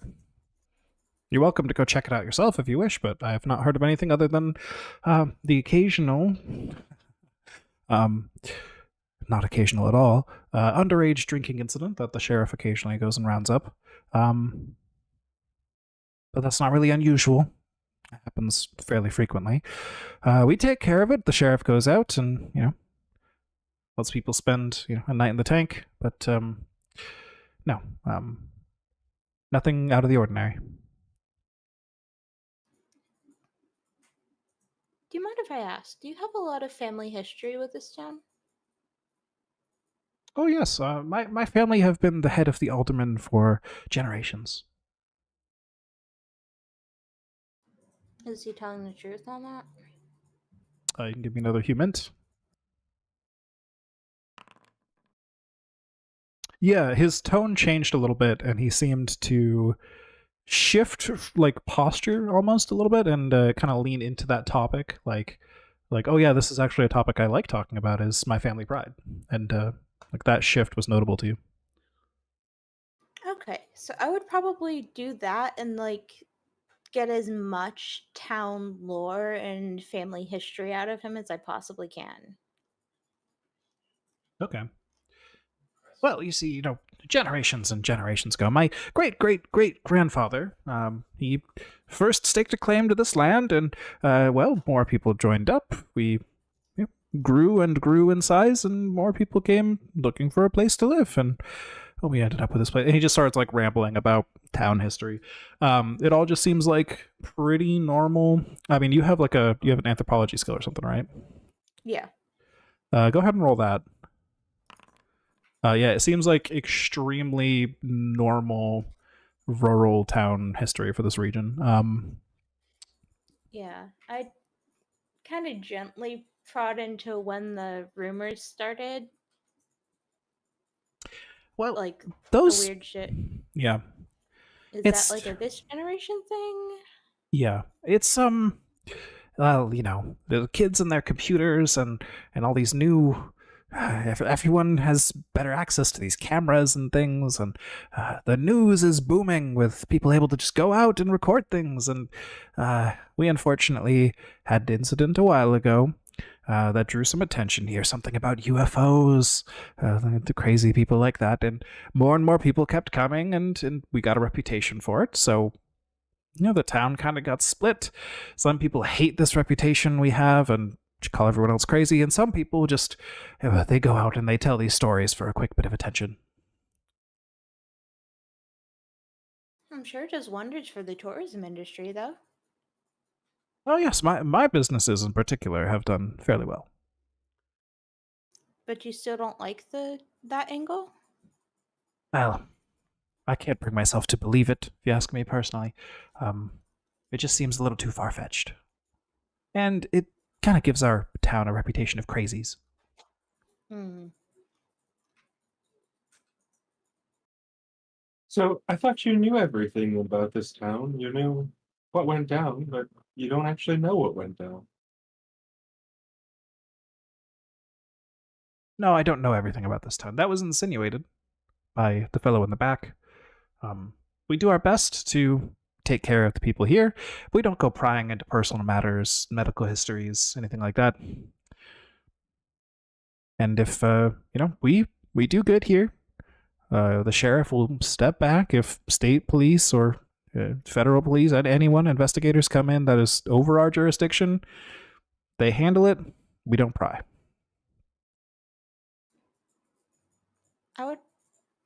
Would it be possible for me to have gotten information about like whether all of the aldermen have been tied up with this town for a long time? I don't know if you would have been able to get that information already.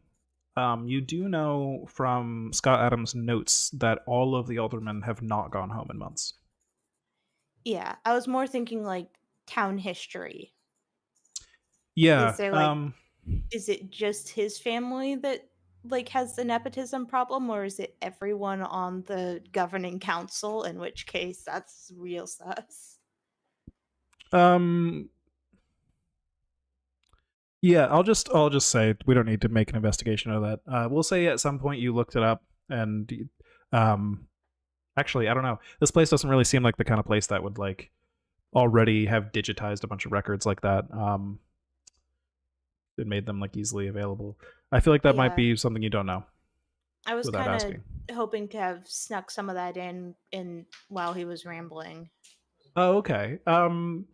Yeah, that's fair. Kinda That's a like fair angle. So I'll just give it to you Asked about because some of the other family histories as they became Yeah. relevant to kind of get a picture of whether this town's just always been run by the same families.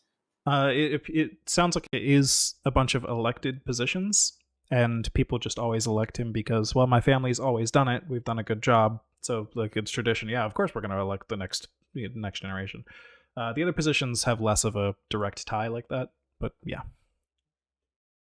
But none of them are going home. Indeed. And he appears to be getting impatient. Listen, it is can tax I- season. sorry. Yes. That I understand, but so I've had 3 cups of coffee today. I really need to use the restroom. Is there a facility I can use here, please? Yes. I need to go. Right over in that corner. Yes, absolutely. No, I mean, he points to a door. Like, yes. Not like in the corner of the room. Sorry. I think when I described this room a few weeks ago, I described there being a public bathroom. But yes, so he points over to the bathroom, like in the corner. Yeah. I do like that version of events, though. Awkward pause for a moment. It just clearly gives away there's something wrong. What an utter Yeah, let's chat. pee in the corner. That's what we do. Yeah. Do I need to go to the bathroom again? No, but you're very thirsty. Is there a water fountain? Yeah, we'll say there's a water fountain.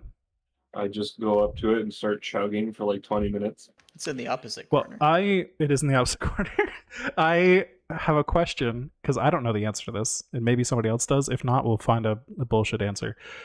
Does something happen to a water fountain when it's not been used in months? I assume like shit builds up or something. Stuff settles. Potentially settles. rust in the pipes if they're Okay. not the correct type. You know, let's just go with that then. So the water comes out brown. It's like, yeah, rusted pipes.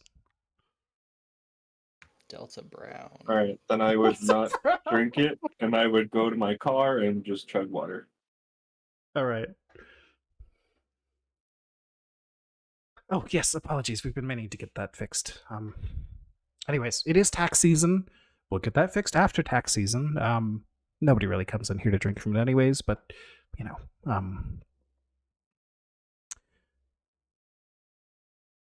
any other extremely high priority questions? I really must get back to my work.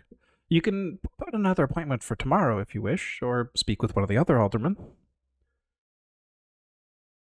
I mean, if we could speak to one of the other ones, you don't seem to have much.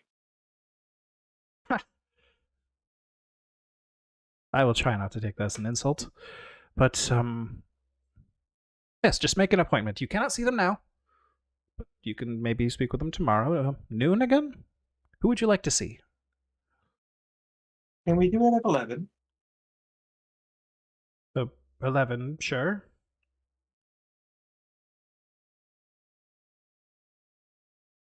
Any time is fine. You just need to tell us when ahead of time. It's, you know, we're all very busy. The Allen, I think, is Jane Allen. Yeah, Lucas Allen is who Hematite talked to previously. Okay.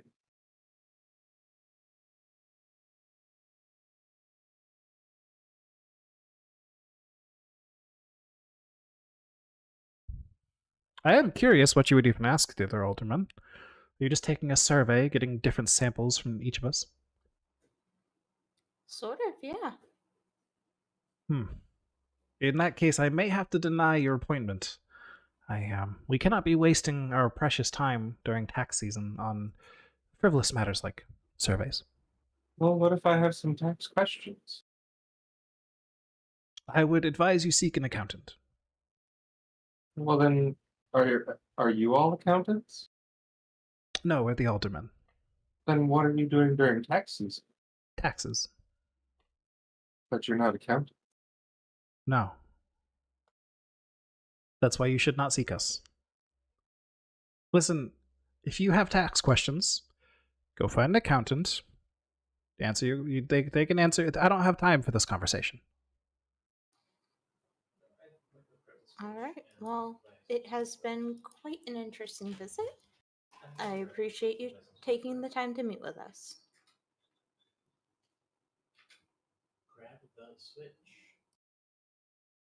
Well, I must be going.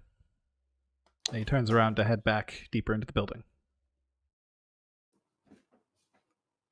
Is I there will- Go ahead. is there a computer at the front desk? It looks like there was there's a monitor there, but the actual unit has been taken. Damn it. I want to I hack. kind of want to not like straight up follow him, but kind of get an idea of where he went. Yeah, I want to try and sneak around the building, honestly. If they're just leaving us here, are the doors locked? We try and stealthily poke around and see what's going on in the rooms. Yeah, so he goes to that door in the back of the reception area. The door does not appear locked. He just turns the knob, heads in, gives you all a very curt nod, and then closes the door behind him. It appeared to be a hallway behind the door. Couldn't really see much. Because he kind of like did the thing where he like opened the door just enough for him to slide in behind it. You really didn't get a good glimpse. I would love to try to find a computer to do the hacking. I am. So is that really the only not other good at door out of here? sneaking. Oh, neither am I. Yeah, there's the front door, and then there's that door leading deeper into the building. And the bathroom door. Okay. I think there's like a closet in the front area as well, but yeah. Which, I'll just say, if you open the closet, it's like janitorial supplies and stuff. Nothing crazy. I would head out and go to my car and call our person real quick. The handler? Yeah. Yep, Derringer.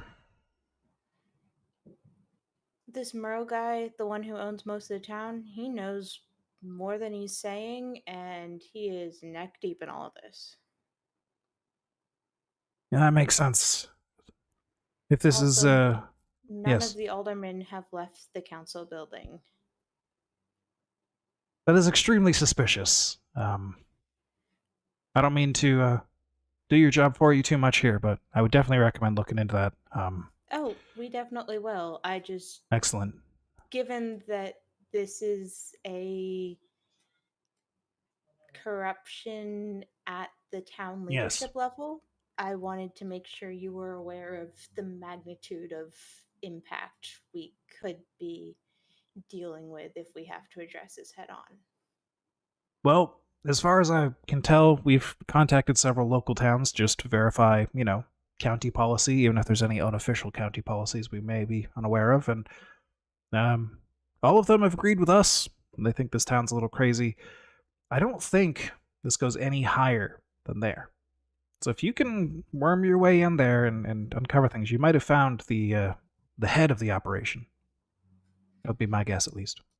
Yeah, he definitely talks as if he doesn't like the crazies, but they're good for his business. But also, I wouldn't trust a word out of his mouth unless it's about family history. Understood. All right, heading back in again. Just wanted to make sure you knew the scope because this could turn into a PR nightmare pretty quick. We can take care of it if it comes to that. Just remember, priority 1, stop the incursion at any cost. Mm-hmm. Excellent. Good work and good luck. Thank you. And then I'll head in to start poking around too. So how do you all go poking around? That door appears to be unlocked, so you could try sneaking down the hallway. I don't know. What's your plan? First plan of action is to just kind of try and crack the door open and take a look behind and see if anyone's in the hallway. Okay, I won't make you roll for that. So you just, peek the door open a little bit, put one eye through the crack. Put your eye through the crack, look through the crack with one eye. And it seems like an empty hallway. You see a few more plants that are just wilted down the hallway. You can see like a set of double doors on the right leading from this hallway that look a little bit fancier. And then there are several single doors down the left. Smaller, like just regular looking doors. Let's check. So in a low voice, let's check the single doors first, because I don't know. Actually, where does it look like the dust has been disturbed? On the floor. The double doors. Okay. All right. So whatever they're doing, it's in those doors. So let's check out what's in the other ones. Maybe we can find something out.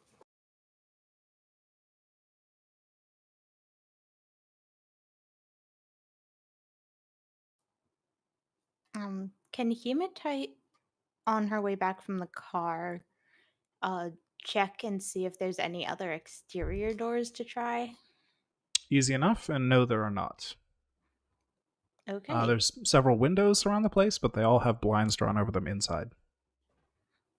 That is sus. I am going to go in the main door and say, just so you guys are aware, if this all goes to shit, this is the only exit aside from windows.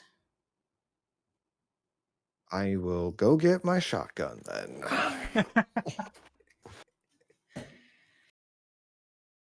And he comes back and with a couple of extra handguns in case anyone needs them. Just anybody.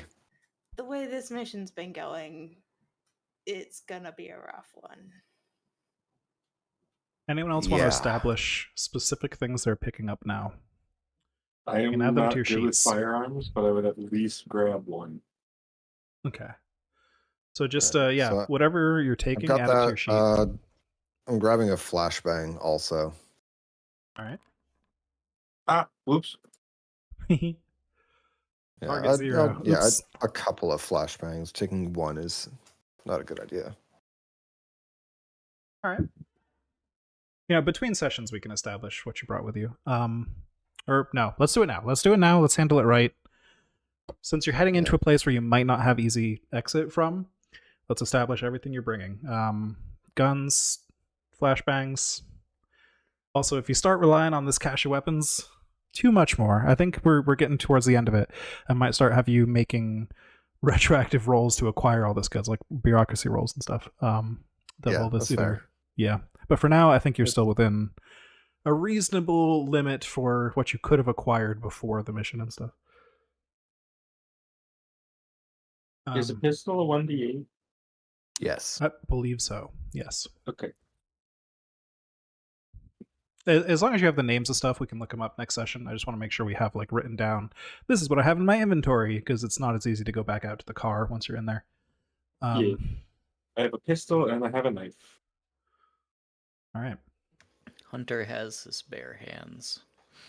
Ooh, he has the If right you to have bear any arms. skill in firearms, we can get you a handgun. I've never used a pistol before, but I bet I could pick it up. I'm a pretty good marksman. All right, here you go. Click, click. Expert. Click, click. Couple of flashbangs. Anything else? We're gonna want to bring some fuel just in case there's more. I don't want to burn down City Hall, but if we have to burn down City Hall, we might have to be prepared for that. The more buildings we burn down, the less evidence we leave behind. As long as I take a computer. I'll grab another lighter in my purse then. Yeah. However, I don't know. I've probably got a gas can, like the emergency gas, in my car to bring in and just like have by the doors. I'll just set it outside the double doors for easy access in case we need it once we go there. All right. So everybody got a reasonable set of things written down? I think so. I have my flashlight. Yay. Hey. All right, let's spend just a couple minutes exploring this place then. Before, I know it's a little late, but we started just a few minutes late. So just a very brief, we'll skip over a few things. You guys are sneaking down the hall, yeah? Let's start there. Yes. Whoever is sneaking, and if anyone wants to stay back, they can. Give me a stealth roll. Actually, I should ask, Who has the lowest stealth amongst everybody who's sneaking down the hall? I think this is I technically how you're have supposed to 10. do I it. have base. I have baseline. Baseline. Okay. We're not Yeah. stealthy. 40. So one of you who has 10, just go ahead and roll it. This is how we technically should do it. You might have a miracle here. Oh my god! Okay. We have a miracle here. We have a miracle here. Because when you do something in a group, if more people helps, you take the highest skill from everyone and then roll that. If having more people makes it harder, like sneaking, you take the lowest skill amongst the group and then roll that. So there we go. A critical success, a natural 1. Holy hell. That's usually not good in TTRPGs. Yeah, true. Literally the only possible roll. You had a 1% chance of a critical success on this roll. You got it. So you guys easily sneak down this hall. Maybe the dust on the floor muffles your steps a little bit or something, but or maybe you're just a little lucky and people are distracted elsewhere in this building. Fuck. It is tax season after all. It is tax season. They are fucking. You heard it. It's canon. So I'll skip over a few things here because you don't end up finding anything particularly important in the first place you checked, which was those small doors down the hall.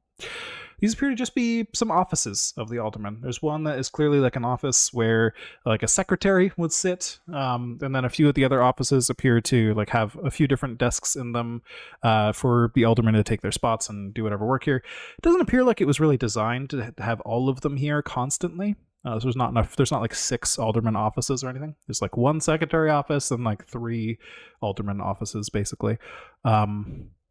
Nothing terribly important here. They're all like decorated with, town paraphernalia and pictures and newspaper clippings and things. There's a lot of town pride in this building, just in general, but nothing strange, nothing crazy out of the ordinary. There are some computers, which maybe High Tide can come back to later, but for now, while you're just scoping out the place, nothing jumps out at you. But as you go back and forth down this hall, you eventually at some point pass by those double doors, of course. And the double doors have a little window on the inside of each of them, and you can glance in there. Are all of you, like, really being cautious down this hall and, like, ducking under it, or does anyone sneak a peek? I sneak a peek. All right. Hematite probably would too, because goodness knows she's got a curious mind. I would too. You look through the window. The lights are off in that room. All the windows here are blocked off. You can't see too much, but you can see enough. There's some light making its way around the blinders. That there's like just, a dim light in the room, and your eyes have adjusted to the interior at this point after sneaking around in here for a few minutes. And what you see is impossible, but you're seeing it, so it must be possible. You see a ball of flesh in the middle of the room. 6 bodies contorted around each other, fused together, faces stretched, arms bent at impossible angles, all of them naked, all of them twisted in a way that makes the ball as spherical as possible. All of their heads have made it to the surface, whatever tangled mess may be underneath. They just sit there in the middle of the room, sitting on the floor. All the benches in the room have been shoved to the side. There are clothes scattered around the room, pushed out of the way. The place is dirty. There's occasional footsteps leading away from this mass of flesh in the dust towards a piece of clothing. It appears that they would take the clothing and walk away before footsteps would come back and re-merge with the mass. It is nasty to look at. It is pale. It is sweaty. It is recognizably human, but so inhuman. I need everybody to make me a sanity check. Everybody who looked, at least, I guess, which I think was all of you. And we all failed. Hang on, I Good. haven't rolled yet. I'm trying to do things. Sorry. I know, too many I'm notes. fine! You're fine. You take 1 point of sanity from the unnatural on a success. those of you who failed, give me a D8. Oh my Ooh. god, you about to make me... Yep. God. Oh no! Oh no! I'm gonna offload some of that. Oh, high tide! Absolutely. So where am I going? Oh god, you can choose to offload stuff first if you want to project onto bonds.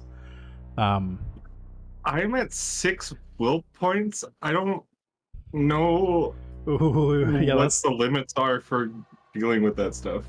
that's tough. If you start to get down to like 2, I think is when you start getting problems.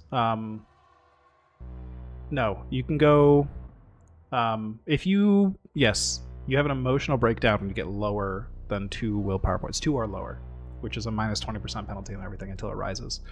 If you hit 0, you completely lose control, which we can handle if we get to it. But yes, it could be bad.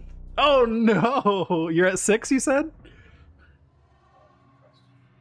Oh god. So to project, we roll a d4. Yes.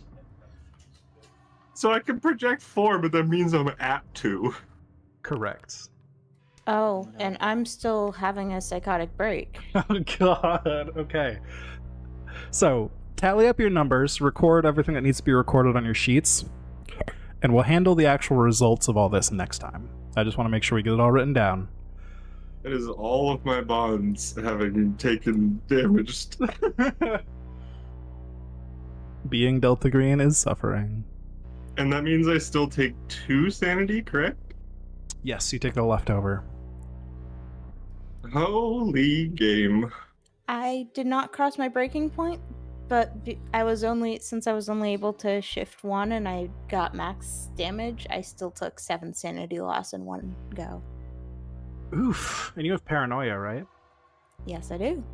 So you trigger an acute episode of paranoia, which means you cannot trust or rely on anyone for the next several hours. All right. Can whoever's doing the board Yes. make sure, because I'm gonna forget about that. Yep. I just finished writing it right before you asked, actually. Awesome. Awesome.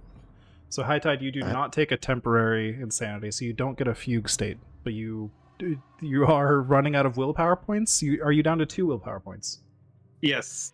So you have an emotional breakdown next time, is what's going to happen.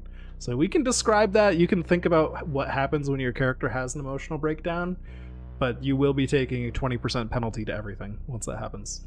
So you're in rough shape. This thing is fucked. It may be time to burn down City Hall, but we'll get to that next time. Thank you all for playing. Thank you very much. Thank you.